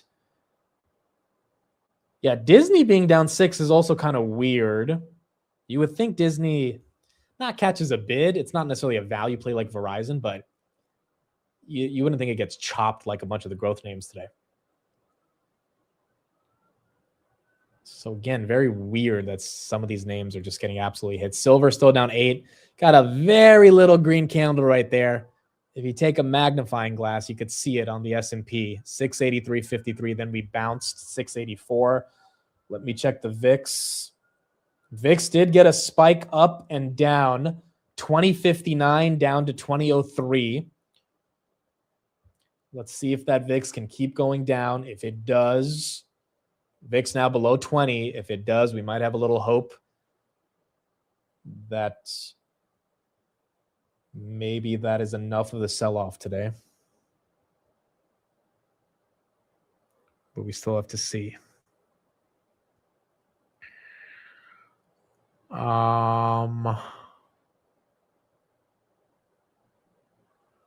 Tesla, yeah, that's down. 418 on Tesla. This is a DeepSeek moment. Well, if AI tends to be not as catastrophic as expected for software, then yeah, probably is. But the market definitely thinks it is catastrophic. Which, again, it's like, is it actually? I don't think so. Speaking of AI, let's get an update right here on the Waymo stuff we were talking about as well. Thanks, Sarah. Thanks, Ted. Zeekr is getting in bed with China. Waymo's defense: the Chinese manufacturer only supplies the shell. Waymo installs all of the self-driving tech and software here in the U.S. and says that China won't get access to any of it, including rider data. Tesla's taking a very different approach. Its purpose-built Cybercab will be manufactured at its Gigafactory in Austin, the same city where it launched unmonitored rides last month. The rollout also underscores where the AV wars are headed: cost per mile. Waymo says it's on track to top 1 million paid rides a week by year end, but it just closed another round to fund growth. Alphabet's other bets category lost $7.5 billion last year, up more than $3 billion from the year before. So Waymo, it is moving to cheaper platforms like Hyundai and the Ojai, but there's also a hardware gap. Waymo uses LiDAR, which is pricier. Tesla uses cameras only. And ARC estimates that Waymo runs around $1 a mile today, projecting 40 cents by 2030. Tesla's Cybercab, 20 cents at scale, according to those estimates. That's the math that Musk keeps pointing to. But for now, Waymo's lead is clear. 6 cities today, more than 20 by year end. Tesla just started unmonitored rides in Austin, but Waymo's racing to lock in customers before the competition catches up. So Waymo continuing to get some momentum, and that's been helping Google today. Maybe this headline from the Financial Times: rally in corporate bonds prompts bubble fears. But again, there's a reason why Google and Meta are able to raise this much money and sell these many bonds. So it's kind of like they wouldn't be getting that money if there was a bubble. Although you could understand that, you could think that the bonds being priced higher than T-bills could suggest theoretically bubblish behavior. But I don't know if that's the main reason. Also, by the way, Matt Money, he's officially in BM&R. He's officially in BM&R. Today, I initiated my long position on BM&R. ETH is down substantially. I believe the risk reward has begun to shift into the favor for the long-term holder. So Matt is in. And to be fair, Matt said he was going to do this a long time ago. He said whenever he thought fear would get to the max levels on crypto, he would take a bite at BM&R. BM&R right there, down about 2.4% of the day. We're getting a very little bounce on S&P. VIX is declining, 1976 now on the VIX. So maybe, just maybe, we can get some recovery here. Not fully, but a little bit. Hood back above 71. 70.5 is where you had your intraday low so far. Shopify as well, back above 106. That was at 105. Again, this could be very fake. This could retest those levels immediately, but across the board, you are seeing little bits of green candles. Adobe, 251 to 253. Google, 309 to 314. ServiceNow, that's back above 100. Vertiv actually goes red, but it's up from 240. SoFi up from 1919 to 1940.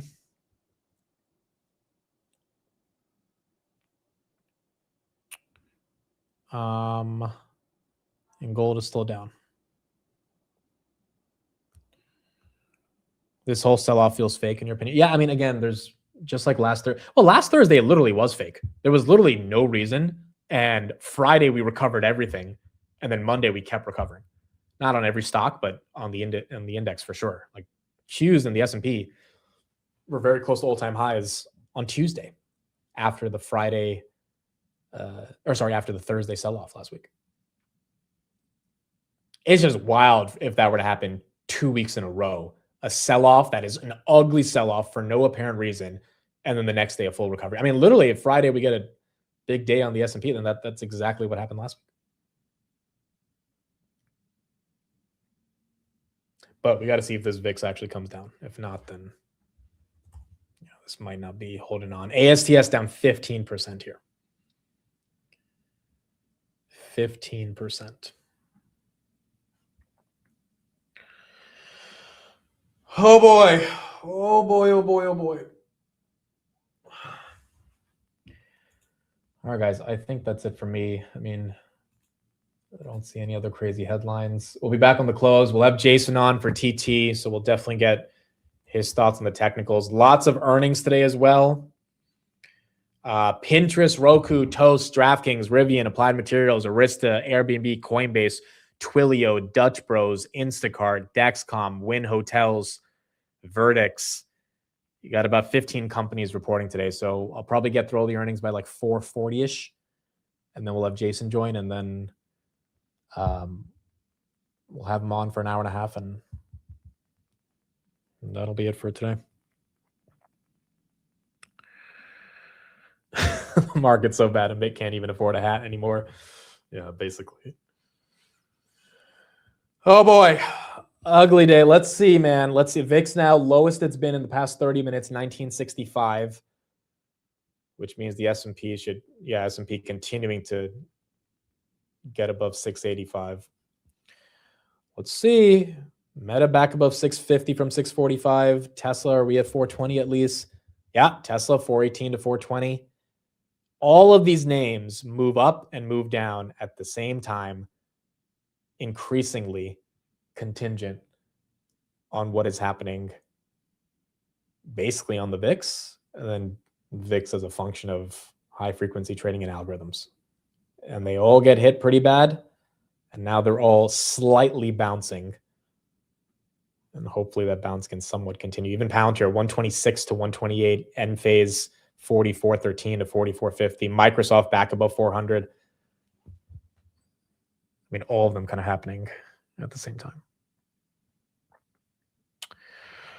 I may have to sell his hair. Dude, so some of you guys told me to keep my hair so I could sell it. That hair's gone. Maybe next time. But who would I even sell it to, dude? Who would buy my hair? Like, that'd be weird, to be honest. Selling your hair. Who's buying it? But maybe we're gonna need to if this market keeps falling. All right, let's do word of the day and get out of here. Let's see what ChatGPT does. Maybe it's similar to the market sentiment. Give it to the dentist. I think this is kind of, it's like ChatGPT knows what's happening in the market. I think I've heard this word before. Vicissitude. I'm pretty sure I've heard this mark before. A change of circumstances or fortune, typically one that is unwelcome or unpleasant. Every long-term investor must endure this vicissitude of the market before enjoying the rewards of compounding. Dude, I really think ChatGPT analyzes the market every morning and then gives us a word of the day that is similar to the price action. Look at this. A reminder. Volatility isn't a bug. It's part of the journey. She absolutely knows what's happening every day. All right. Vicissitude. That's how I think you say it. Vicissitude. I'm not that far off. Vicissitude. I messed up like 2 letters there. One of the syllables sounded the wrong way. Vicissitude. Vicissitude. That wasn't too bad. That actually wasn't too bad. Like, I messed up, but it wasn't as bad. It wasn't as bad as we thought. All right. That's what we got. We'll be live for earnings at 3:45 again. Coinbase, Arista, Airbnb, Applied Materials, Rivian, DraftKings, Pinterest, Roku, Toast, Twilio, Dutch Bros, Instacart, Dexcom, Win, and Vertex. A lot of companies. We'll have Jason on for Technical Thursday. We'll get his thoughts on what he thinks is happening with the technicals. VIX is continuing to come down. Hopefully it does, and maybe we get some recovery towards the end of the day. But we got a lot of earnings. It's tough for them to report in the cycle, but they will have to be reporting today. And we're going to see how this ends up playing out. All right. Thank you, everybody. Appreciate it. I'll be back. Also, once again, I will not be live Friday for the market open, market close. Found out last night I'm going to be in New York City the entire day. So unfortunately, I will not be live on Friday. I'm going to be live tonight. I'll remind everyone again tonight, but Friday, market open, market close, I will not be here. And then we'll be back for Monday futures. Monday futures. So hopefully CPI is good tomorrow. I mean, if we come in at 2.5 or below, I think we're going to be okay. But we got to get a good, decent CPI. All right. Thank you, everybody. I'll see you guys on the market close for earnings, and we'll have Jason on later today. Bye, everybody.